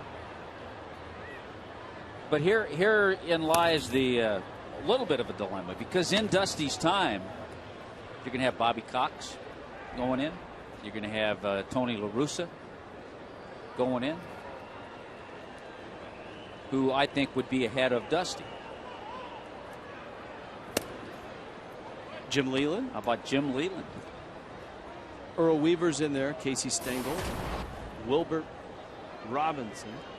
That's from way back, Tom. That's from way back. Bill McKechnie, John McGraw, Joe McCarthy, Connie Mack, Al Lopez, Tommy Lasorda. You just got a Tommy Lasorda hug in Los Angeles without pasta sauce on your sport coat. Celebrating his 63rd wedding anniversary. And Echeverria goes down on strikes. 4-0 Reds. All you can eat seats are just $27. Enjoy unlimited canned beef franks, peanuts, popcorn, nachos, Pepsis, and water.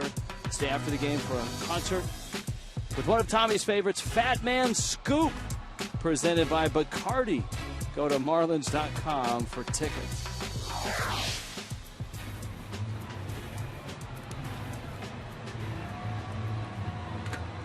Here tonight, the Cincinnati Reds continue to flex their National League Central muscles, and Shin-Soo Choo especially.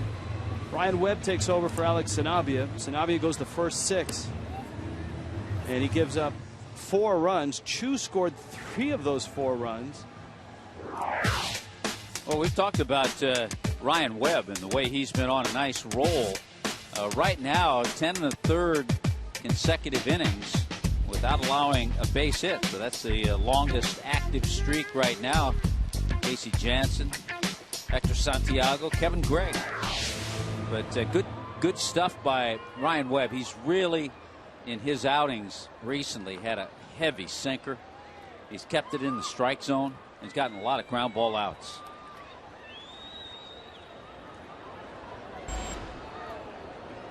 Joey Votto tonight's 1 for 3, an RBI single. And he takes up. Votto's at the point, Tommy, where borderline calls. He's got such a good reputation. Gwynn kind of was there in his career. Yeah, he's going to get him. Sure. Because he has that reputation. The changeup from Ryan. Toyota trend. Reds 12-1 in games in which Votto has 2 or more hits.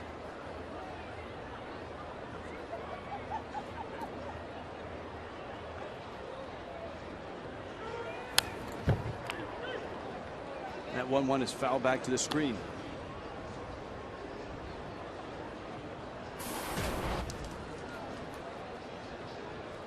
In a few more years, we'll be talking Hall of Fame with Joey Votto if he continues on the trend that he's on.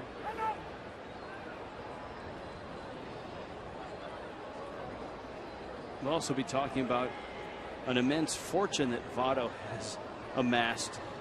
Is at the start of a 10-year, $225 million contract.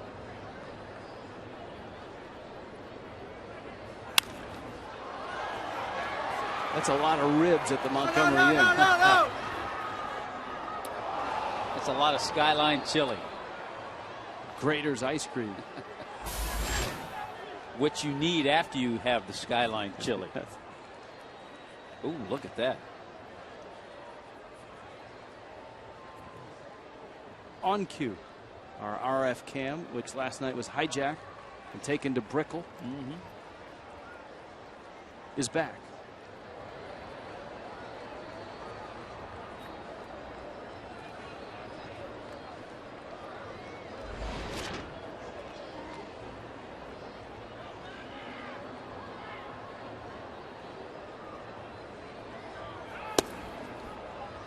Votto shuffles his feet. Votto, of course, grew up a Blue Jay fan in Toronto.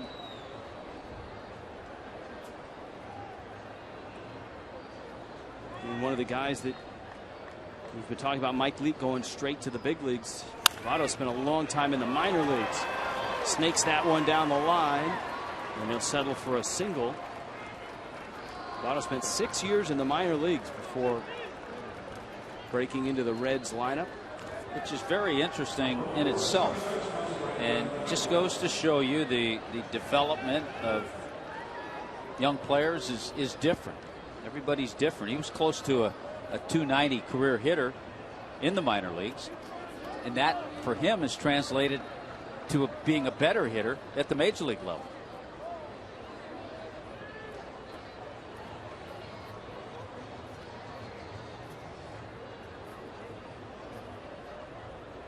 Votto's at first. Pulled to third. Polanco. Dietrich turns the double play.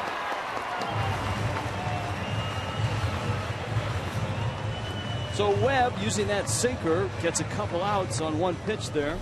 Yeah, Brandon Phillips. That hitless streak was quickly snapped by Joey Votto, but erased on a nice 5-4-3 double play. You know what? If you're an infielder, a first baseman, or receiving a throw like Dietrich did, you're going to get a perfect throw just about every time from Placido Polanco. He knows how to get to that four-seam grip. The throw's always nice and smooth. Bruce reaches out, strokes it into center field for a base hit. You know, the other thing Polanco's got going for him when he makes that feed, Tommy, he's been on the other end of it. He's won 2 Gold Gloves as a second baseman, as well as a Gold Glove at third. Yeah, so he knows exactly what that second baseman wants. A chest-high throw that's not going to move a little bit.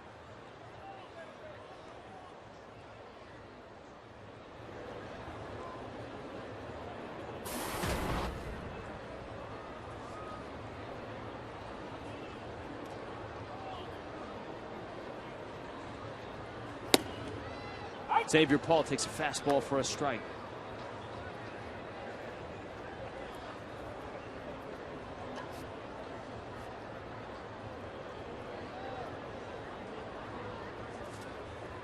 Reds last year did it with a great pitching staff, terrific defense, and they seem to be on that track right now. They've added more offense, certainly, with Shin-Soo Choo at the top of their lineup. There's no question. Last year, Dusty Baker, and we've talked about it, only had to use, they were the only team that used 5 starters. And he's got a solid rotation this year. And an outstanding closer in Aroldis Chapman. He's got power. He's got on-base guys. And he's got terrific defense. He's got a great back of the bullpen, too, Aroldis Chapman. Reds bullpen ERA last year was the best in all of baseball, in all the land.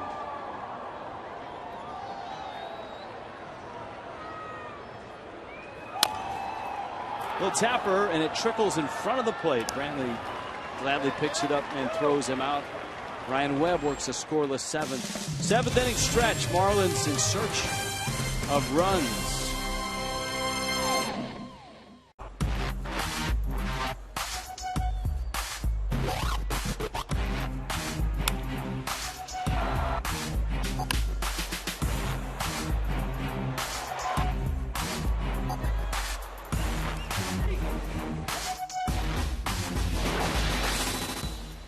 It's been the Shin-Soo Choo show offensively for the Reds. A lot of nice defense played behind Mike Leake. And as a result, Cincinnati, looking for its 5th straight win, has a 4-0 lead in Miami tonight. Rich Waltz along with Tommy Hutton, Craig Minervini, Jeff Conine. That last duo will be by with Marlins Live. Rob Brantley is at the plate right now. Pitcher spot. Chris Coughlin on deck, and then Juan Pierre.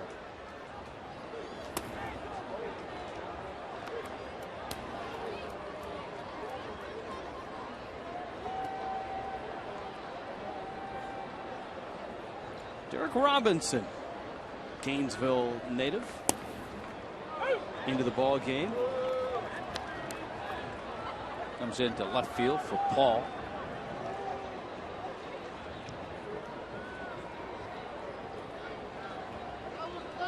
The Reds, of course, last night had their starter go the distance.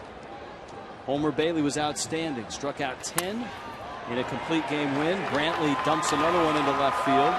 He's found a couple of hits out and left.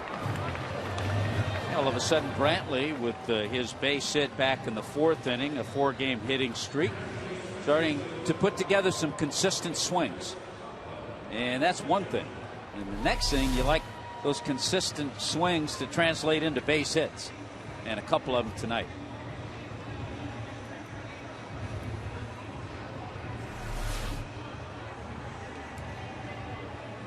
So Brantley a hit. Coughlin now, who has swung the bat with some authority in the last couple of weeks off the bench.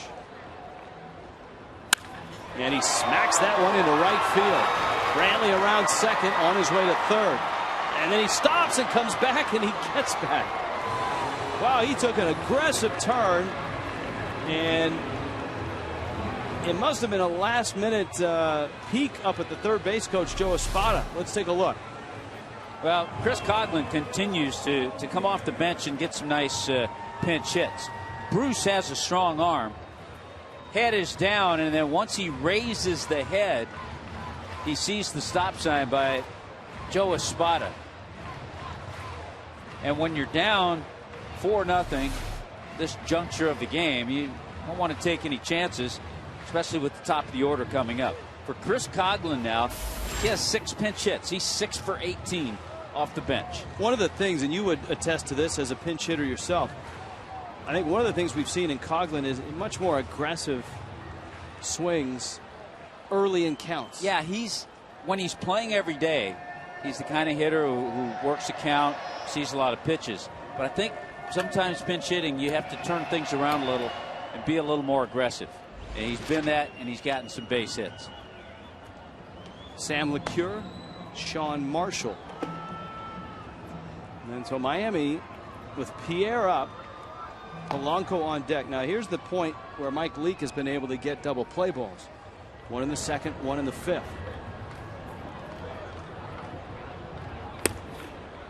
You know, last night when Homer Bailey went out there to pitch the 9th inning, he wanted the complete game. But Dusty Baker said, if anybody gets on, you're out of there. And he worked, and he got the 3 hitters he faced, Ruggiano, Dobbs, and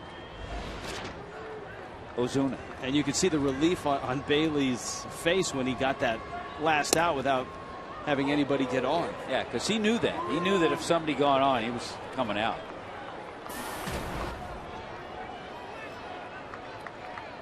Pierre tonight, a bunt single and a couple of ground ball outs. You got such a good infield out there. Torres has won a Gold Glove. Phillips, of course, has 3. Votto's won a Gold Glove. Hanahan is known for his defense at third.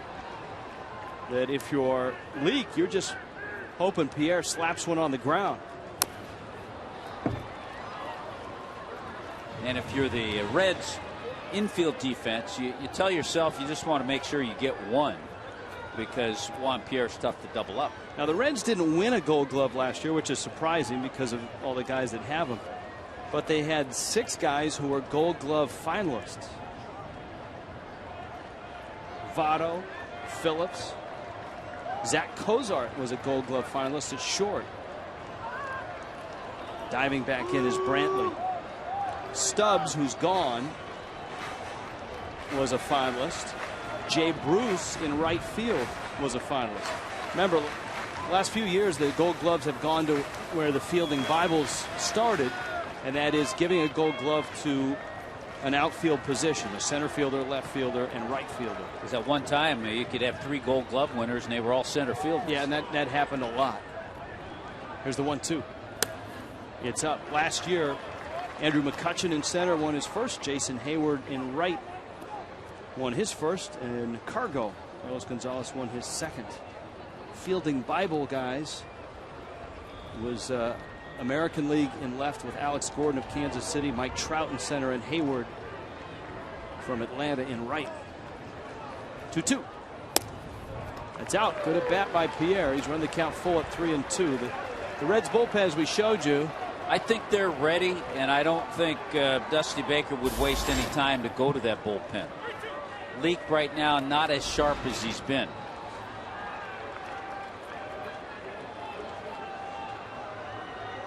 Leake ready. Pierre waits. 3-2 coming. Got him. Looked like the cutter that came back. He's been able to throw that with effectiveness to left-handed hitters. Well, and that's huge for them because you don't expect Juan Pierre, who doesn't strike out a whole lot, to strike out in that situation. You're hoping and you're figuring he's going to put the ball in play, and for JP, that's the 15th time that he struck out this year.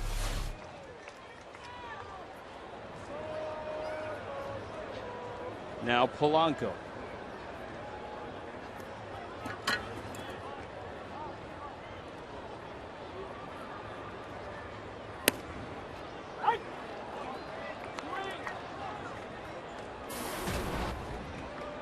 Polanco.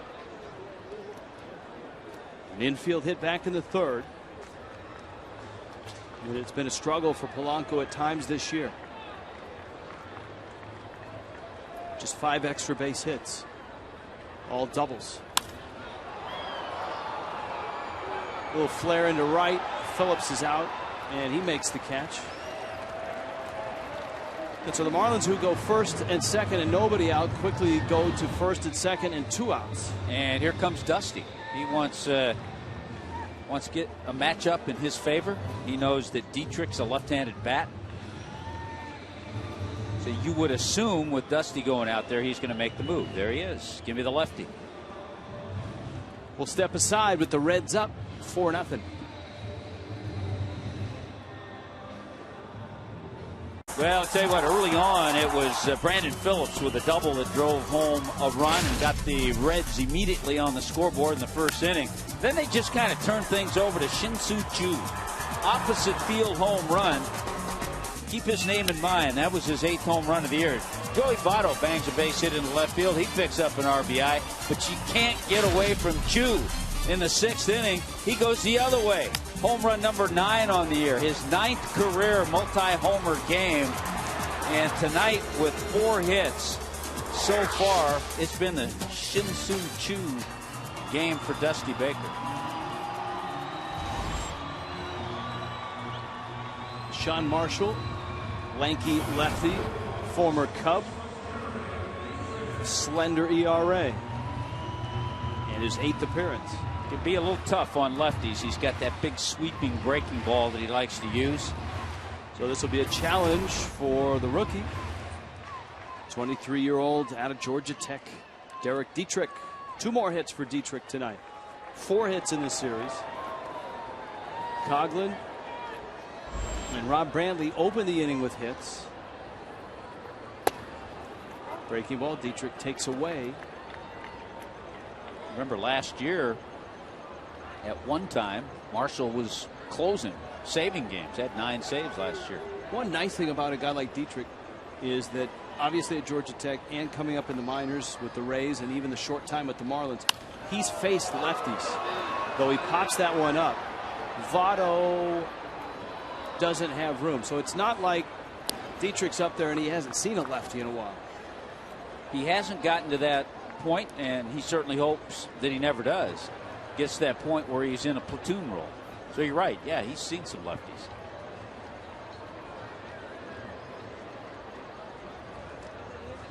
Well, he did the best job of really verbalizing the attitude you have to have as a rookie in San Diego when he said, my goal was to get to the big leagues, and now that I'm here, my goal is to stay here and make a career out of it.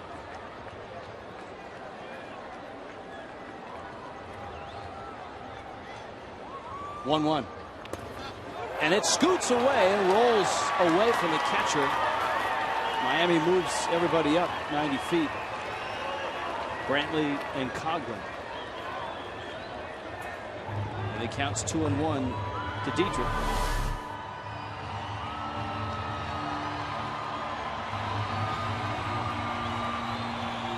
Mesoraco, and then it ping-ponged off the foot of Todd Titchener, the home plate umpire. Watch the carom. Yeah, you're not sure what direction that ball's going to go. It counts 2-1 now. And this is in. So often, guys are just so happy to get to the big leagues that you hear the veteran players, and it's a saying that's well known around the big leagues. It's tougher to stay here than to get here.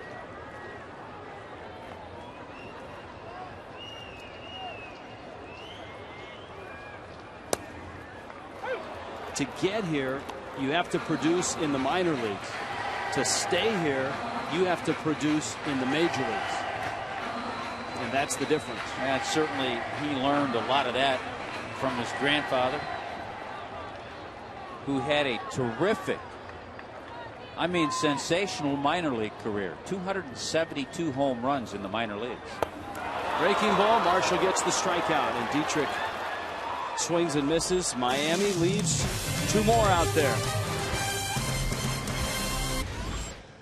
And for the Fish, a recurring theme, and that is a lack of runs. Mike Leake has a lot to do with that. Sean Marshall helping out. Chad Qualls will take the baton from Ryan Webb. Alex Sanabia went 6 innings, and I think went a lot longer than it initially looked like he could last after a start in the first 4 innings, which he threw a lot of pitches.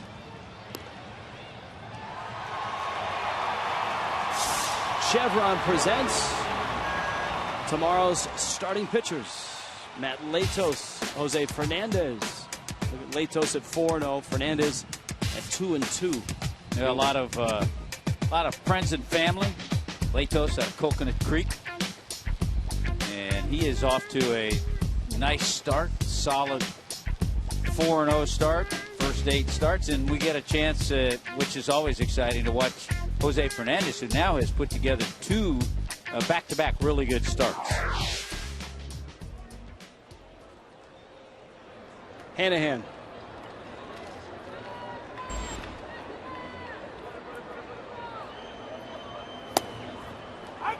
And Qualls throws a strike. Hanahan, Mesoraco.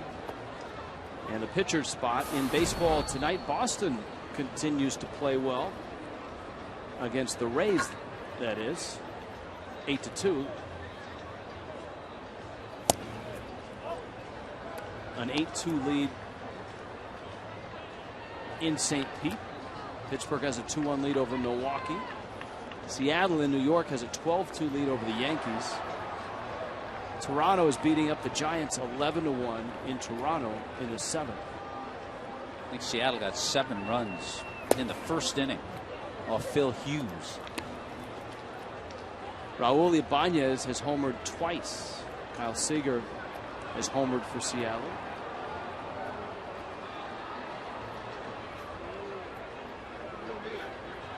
JP Arancibia and Adam Lind have homered in that Toronto Giants game. Toronto's offense all of a sudden coming alive. They got a win last night. R.A. Dickey picking up a win.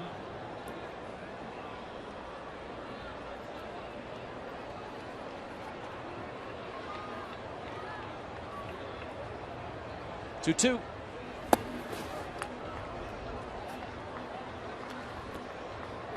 Pitch in the dirt. Qualls,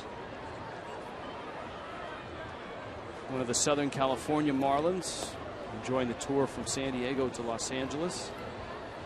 Well, for the Marlins, San Diego not all that hospitable, and certainly Dodger Stadium, where the Fish dropped 2 of 3. Echeverria on to first in time. An out here in the 8th. MLB.com at bat, #1 source for live baseball everywhere you go. Available iPhone, iPad, Android, BlackBerry 10. At bat delivers Marlins baseball with live audio, pitch tracking, stats, news, highlights, and more. Text at bat to 31826 or go to Marlins.com for details. Yeah, Chad Qualls had his mom in town for Mother's Day in Los Angeles. This is our office. He's everywhere. This is our office. iPads out, iPhones out, scorebook's open. See, we actually do have work and do our homework up here. This is the Reds cheat sheet. There you go. See, and this is mine. So we have all kinds of stuff. But Tommy has multiple pages. Mine is just one page. Yeah, and mine's not laminated because I don't know how to do that. On to first in time. Polanco making the play. You see somebody in a bar watching that with no sound? What's going on?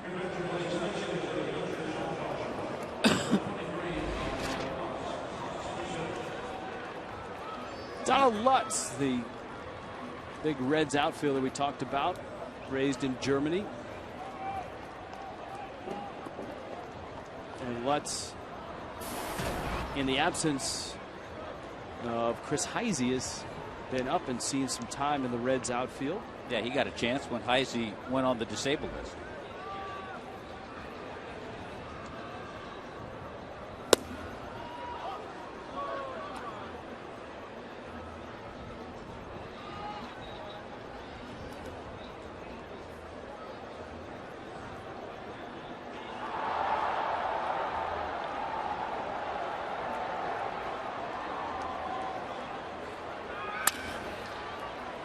to first.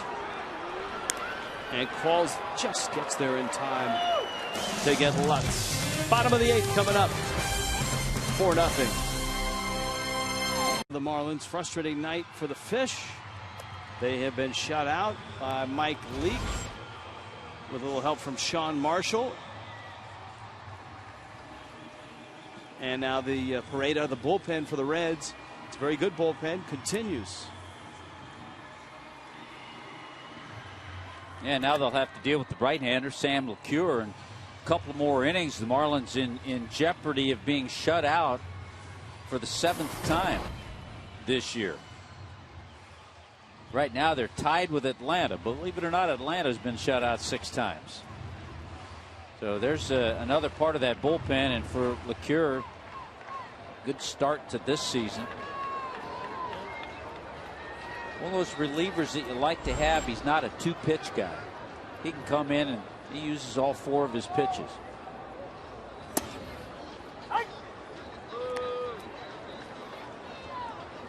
Marcell Ozuna, Justin Ruggiano, Greg Dobbs.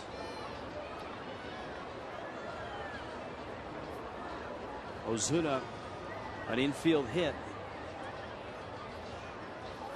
Leake delivered the game all the way till 2 outs in the 7th. Marshall struck out Dietrich. And so Leake is in line for win number 3 unless Miami is able to come back.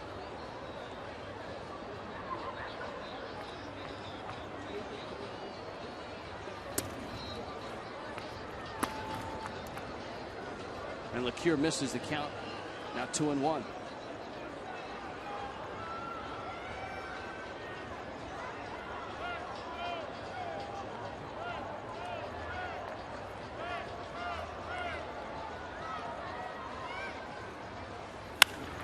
Ozuna lifts one down the line. Bruce. And it's foul. And it's out of play. Arizona beat Atlanta 5-3. Texas was in Oakland and beat the A's this afternoon 6-2. The Rangers have improved to 26-14. And of course, in that American League West, the Angels have scuffled to a 15-24 start. The Astros, of course, have really struggled. They're at 11-30. The Marlins, if they lose this ball game, will just be a half game worse at 11-29. The Angels 10.5 games behind Texas right now. And a strike to Ozuna.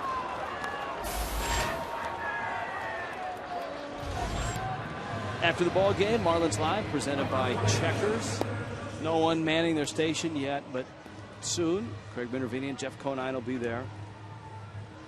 Not only to talk about this one, to set up tomorrow night's matchup between hard throwers Matt Latos and Jose Fernandez. You know, a little light at the end of the tunnel last night for the Angels. They beat Kansas City 6-2.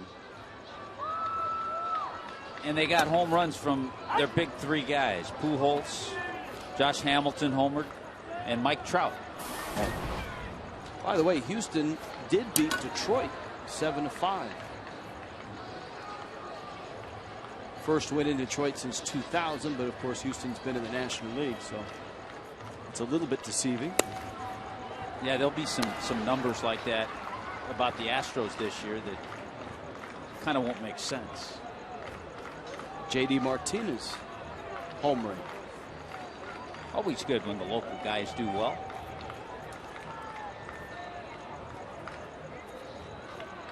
Ruggiano up there with the count 1-1.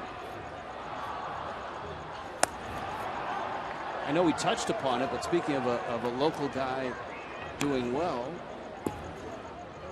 congratulations to Anthony Rizzo for a nice contract. Rizzo's batting average is up to 273. He's having a fine season. He had the power numbers when he was through here.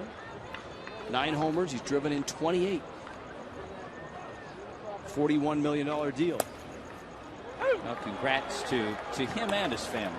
That's always just a nice, secure feeling. I heard him interviewed the other day, and that's kind of what he said. Now he can just relax, concentrate on playing baseball. He doesn't have to worry about any of that other stuff.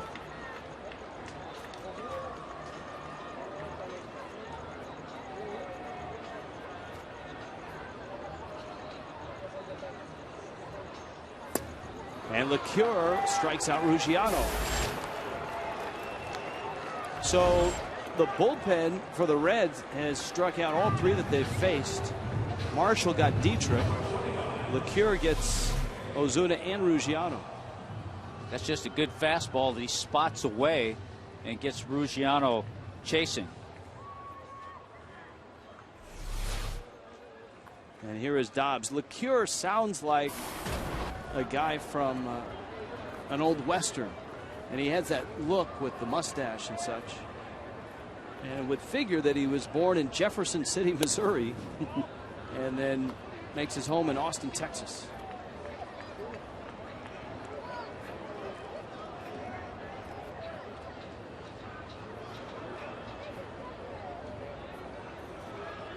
Dobbs a 1-for-3 night.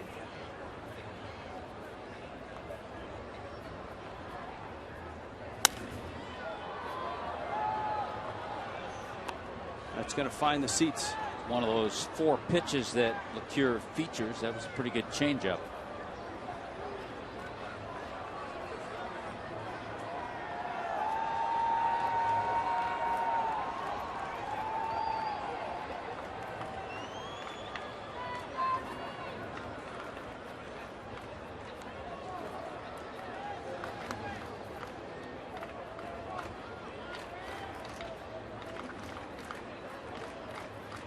One. Dobbs fouls it back to the screen. The Phillies and the Indians today. The Cleveland Indians very quietly have improved to 5 over, 22-17. How about Cole Hamels' record now? Yeah, the Phillies have been playing a little better of late. Hamels is 1-6. With a 10-4 Cleveland win today. And let's see, today's Wednesday, so that would have Hamels on track to pitch Monday, maybe Tuesday, depending on any off days they may have.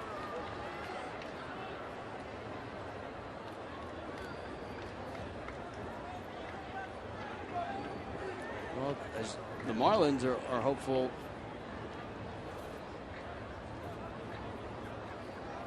that in that series they don't run into Jonathan Pettibone, who's now 3-0. Or Kyle Kendrick. That's right. Kendrick has the great track record against the Marlins, and Pettibone, a young starter, the right-hander that the Marlins saw and lost to up in Philly. It's that weird series. The Marlins lost to Kendrick and Pettibone, but ended up beating Hamels and Halladay. Halladay, of course, since then, disabled list, underwent surgery.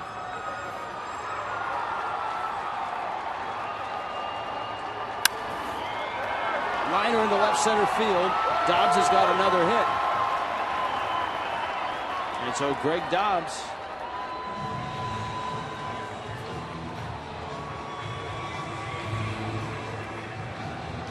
Well, we've seen a little vintage Greg Dobbs tonight, and that's nice to see for him because he's had some struggles. Tonight's Cold Hard Fact brought to you by Frost Brewed Coors Light. 4 triples for Adeiny Echeverria. He has more triples than 6 major league teams. Hanley Ramirez had 11 in 2006.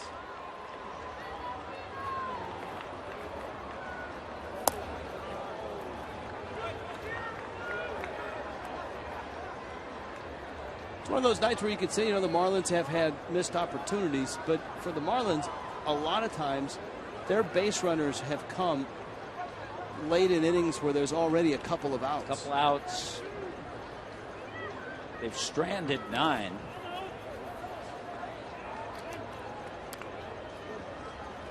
And I think when you have a slugging percentage as low as the Marlins, it is the lowest in baseball.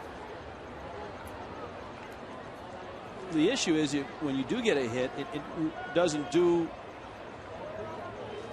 all that much damage.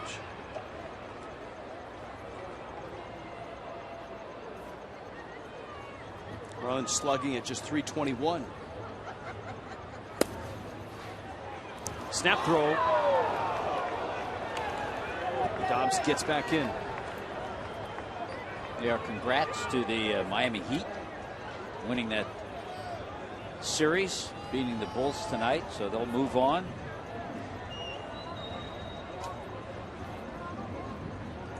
The Reds, as a contrast, are slugging at .390.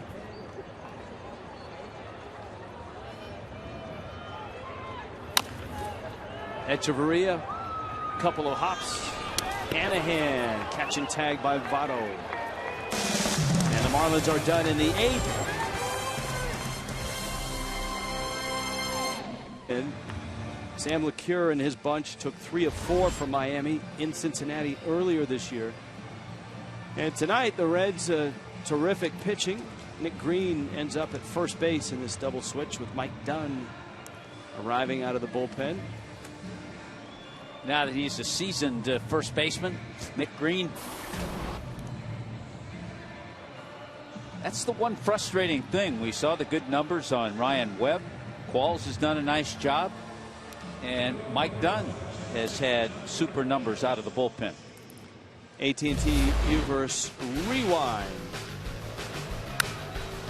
Shin-Soo Choo to left field to the Clevelander. He used to play in Cleveland.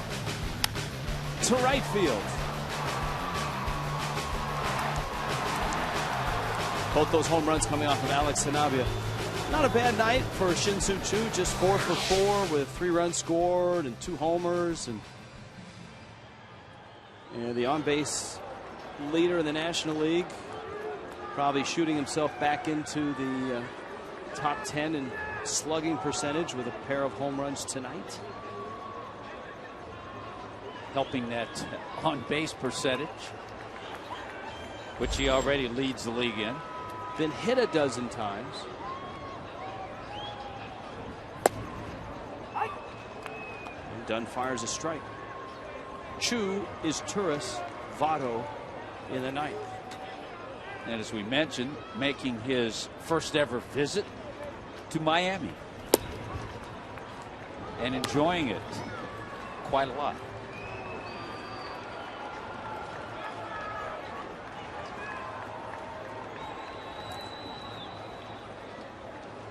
Dunn's got him 0-2.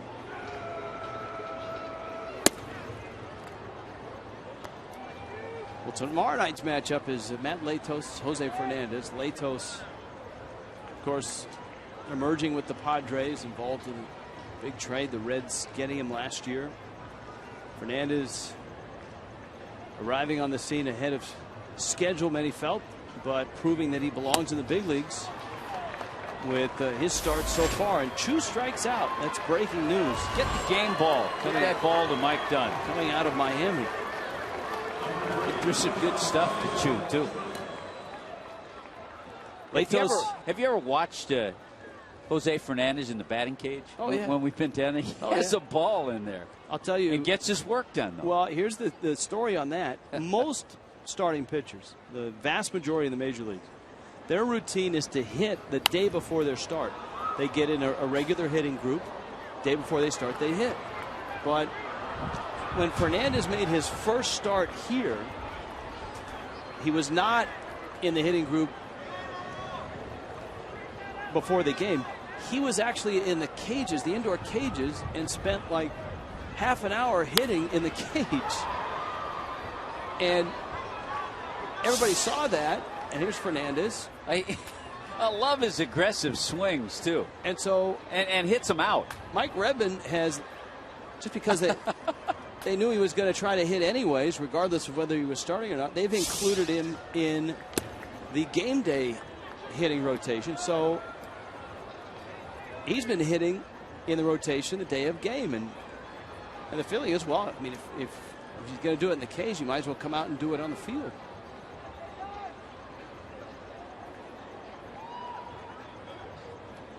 Yeah, Kevin Slowey was in awe of Fernandez's power in the day.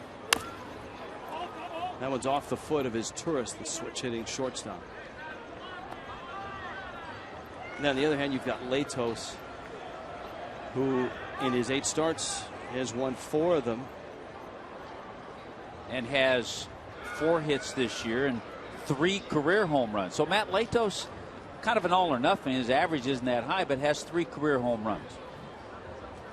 We'll hear from Jose Fernandez on Marlins Live postgame tonight, and then from Matt Latos on Marlins Live pregame tomorrow.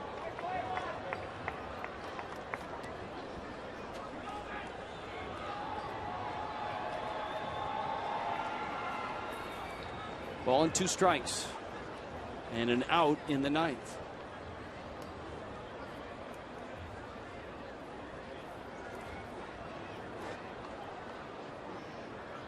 Reds are headed up to Philly for the weekend and then to New York. And Dunn has a pair of strikeouts here in the 9th inning.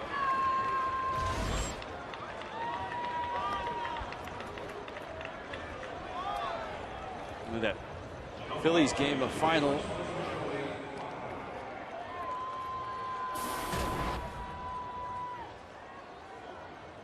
West Coast games about to come online. Washington in Los Angeles to take on the Dodgers. How about Zach Greinke making the start for the Dodgers tonight? Ross Detweiler goes for Washington. Kansas City is in Anaheim to take on the Los Angeles Angels. Kansas City actually comes in 2 over. The Marlins do go to Kansas City this year.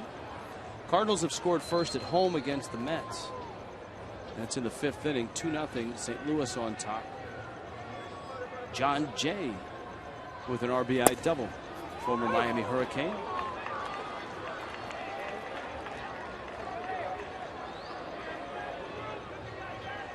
Phillies lost to Cleveland 10-4.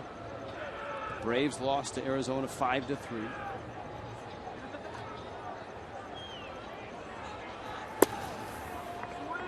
The Pirates continue to go further above the 500 mark. They lead Milwaukee 3-1 right now, and it's the 9th inning, which means Jason Grilli is in as he tries to shut the door on the Brewers, who are 5 under. That's in Pittsburgh.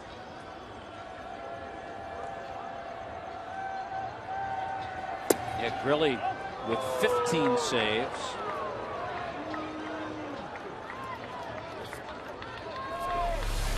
Look at the last pitch. Now on the black. Todd Titchener hasn't missed much behind the plate tonight.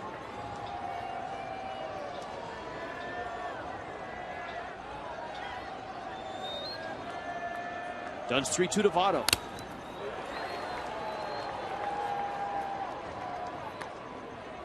Votto a couple hits in this ball game. 5 hits in the series. Votto this year, we've talked about the damage Choo has done to the Marlins. Votto's not far behind. Votto has 13 hits in 25 at bats, 2 homers, 5 RBIs.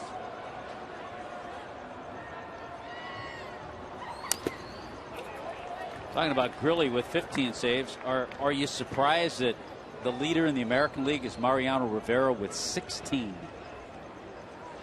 Everybody in the East seems to be clicking, although Boston had lost 3 in a row before their win over the Rays today. The Rays had won 6 straight going into that matchup. Everybody but Toronto is over 500. Dunn again trying to get that outside corner, and he walks Votto.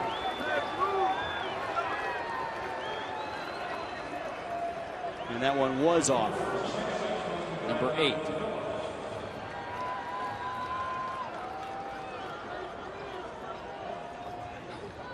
Yeah, Niner was talking about Joey Votto on Marlins Live, and it's so true. You don't see him get fooled, chase pitches way out of the zone. Every time he takes a pitch, he's right there. He's right on it. He knows if it's a strike or if it's a ball. Phillips hits a high pop-up. Dietrich, and that swirling wind up there took a right turn on him, but he makes the catch. Marlins need some runs, and they need them quickly. Baseball brought to you by 1-800-NEED-HELP. Accident, crash, slip, or fall. One call. That's all. and by the University of Southernmost Florida. And by OMG Fast. For high-speed home internet, it's OMG Fast.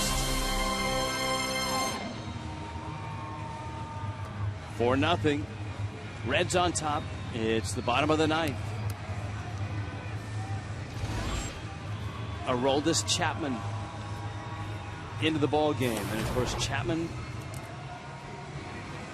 out of Cuba and out of the bullpen. He's been dominant. Yeah, you see those numbers. They tell a little bit of the story. But in 17 innings, he has struck out 26. And opposing batters are hitting 167 against Aroldis Chapman.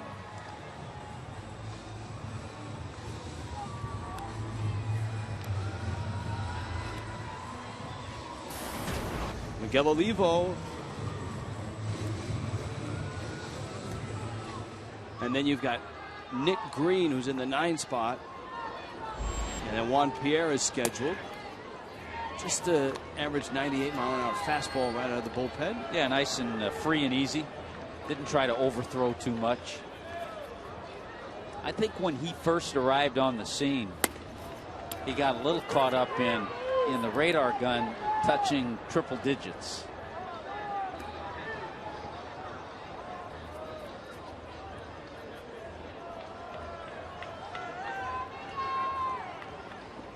Chapman, an all-star last year, 68 appearances. He actually blew 5 saves in 43 opportunities. He did not become the closer until late May last year. That was when Sean Marshall was closing games. And remember, Ryan Madsen was supposed to be the guy going into last season. Actually, earlier this year, the game that the Marlins won in Cincinnati, it was Ruggiano's home run off Chapman. That was the game winner. Chapman misses away, and Olivo trots down to first. So Aroldis Chapman walks Olivo. AT&T U-verse poll question tonight is Dusty Baker Hall of Fame manager?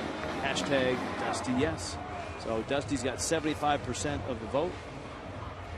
I like that yes. I like that answer. All precincts reporting. So I think Fox Sports Florida feels comfortable projecting Dusty Baker as the winner here in the state of Florida tonight. Strike to Green. Marlins scuffling to score runs. It's been a theme from the very start. Last night, 2 runs on 6 hits. Tonight, 10 hits, but they've left 10, and now they're faced with the left-handed heat from Aroldis Chapman. The Reds bullpen last year dominant, best in baseball with the lowest ERA, 2.65.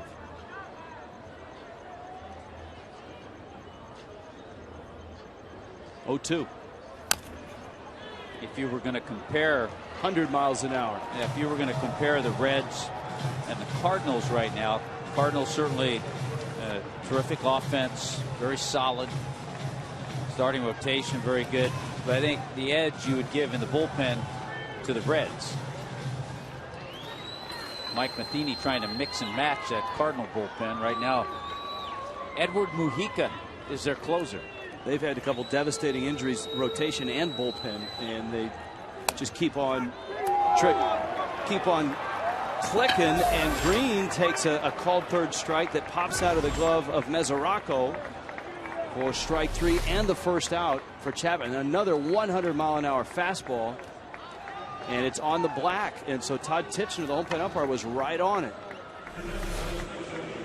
I mean, it's tough to hit. It's got to be tough to call as well. You know, guys will joke around. They'll say, yeah, 100 on the black. Well, that was 100 miles an hour on the black. Titcher's had a good night tonight. Diaz now will climb in. He'll pinch hit for Pierre.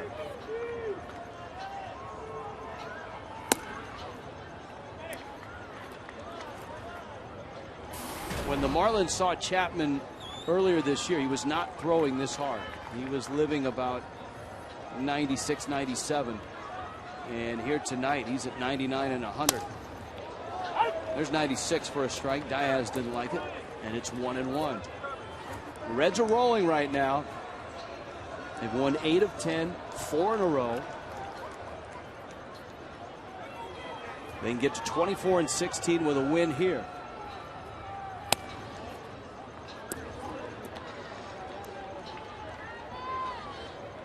It's a challenge for anybody coming off the bench to jump in there against Chapman. Diaz, who had a week of hard hit balls that were outs, lines one into center field, and that one falls. I mean, there were 2 or 3 spectacular plays in Los Angeles, and they were all on Diaz line drives. Yeah, Ethier made a diving catch. He actually told me a story earlier tonight that I forget what team he was on at the time, but he was really under the weather, not feeling good. He was laying in the clubhouse, had a fever, and he had to come up and face Chapman. And he got a hit off him. Well, he has a hit here, and now it's Polanco, who is 1 for 3. You've got the rookie, a left-handed bat, Derek Dietrich, on deck. And Chapman tries to bend one in there for a strike. And it's 1-0 to Placido Polanco. Well, the hope for the Marlins certainly is to, at the very least, get the tying run to the plate. Remember the Ruggiano home run. It was not a save situation. It was a tie game at the time when Chapman was in Cincinnati. Well, Ruggiano is 3 hitters away. You've got Dietrich, then Ozuna, and then Ruggiano. Well, here's what the Marlins would like to see, the matchup they would like. There was that fastball out over the plate. Good extension by Ruggiano. He likes pitches right there. That was a cold, cold night in Cincinnati. 2-0 pitch. Fastball popped up on a 2-0 pitch. Phillips makes the catch. And so the Marlins' ninth rests in the hands of Derek Dietrich.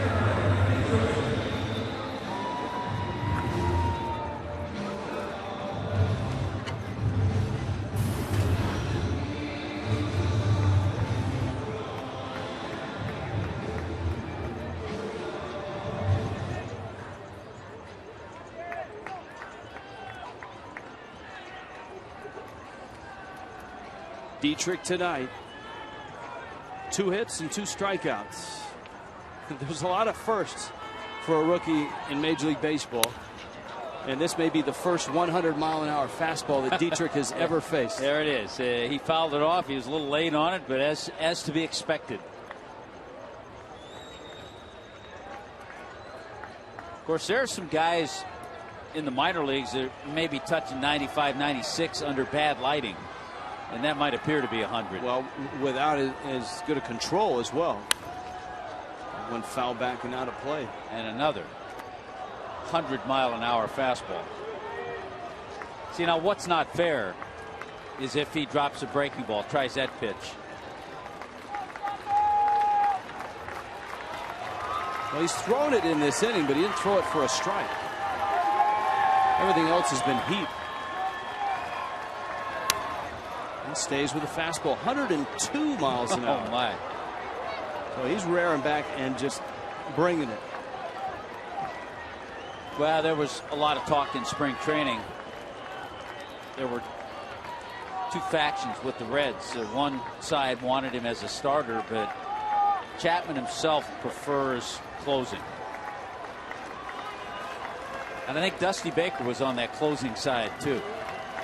He's trying to close out Miami tonight. Last one was 102. This one 101, and the rookie Derek Dietrich is hanging in there. Yeah, even though this is not a save situation, Chapman is bringing it.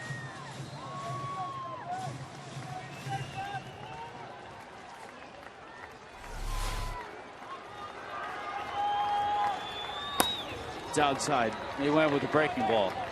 I know Chapman, when he got to the big leagues, threw triple digits. But Brian Price, the pitching coach for the Reds, has done a nice job refining this lefty and making him the closer that he is. 1-2 in the dirt. Good take by Dietrich. Good take because he's tried 2 breaking pitches. The count now is 2-2. All right, here comes the heat again now. He's not going to throw 3 breaking balls in a row. Dietrich's first week in the big leagues. Second round pick of the Devil Rays. Miami got him in that Toronto trade. They flipped Yunel Escobar and got Dietrich for the Rays. The 2-2. And Dietrich has really impressed with his plate discipline, his poise. He is 8 for his first 19 in the big leagues. I'll tell you what, if we hadn't even seen him go 8 for 19, this in itself is an impressive at bat.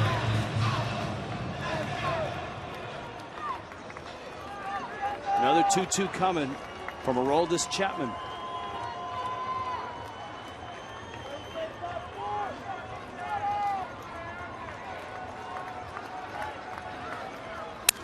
Fastball broke his bat, and this one ends up over the dugout. With the injury to Donovan Solano, heck, all the injuries Miami has suffered, Dietrich a quick call to the big leagues. His arrival in the big leagues, of course, the stuff of legend, so to speak, in that, I mean, here's a guy that played a game in Double-A Jacksonville, and at 1:40 in the morning, got a phone call that said, hey, you're going to the big leagues and you're starting tomorrow. Game time is 12:40 in San Diego. And so obviously he couldn't sleep. Got on the plane, made his connections, and got to the ballpark and singled in his first at bat. And now he's battling Chapman, who keeps blowing triple-digit heat at him. Next pitch coming will be number 10 in this at bat. Here's your Fox tracks. Average pitch speed in this AB. Now, he has thrown a couple breaking balls. Yeah, those are the 2 way out of the strike zone. And Dietrich obviously took those. But everything else is up and in. Pair of runners on. Another 2-2. Breaking ball struck him out. And Chapman this time found the plate with the off-speed pitch. And down goes Dietrich. The Reds stay hot. Shin-Soo Choo out of his mind tonight. 4 for 4 with 2 homers. And the Reds take Miami again. Chapman finishes. Mike Leake gets the win. And a 4-0 final for Cincinnati.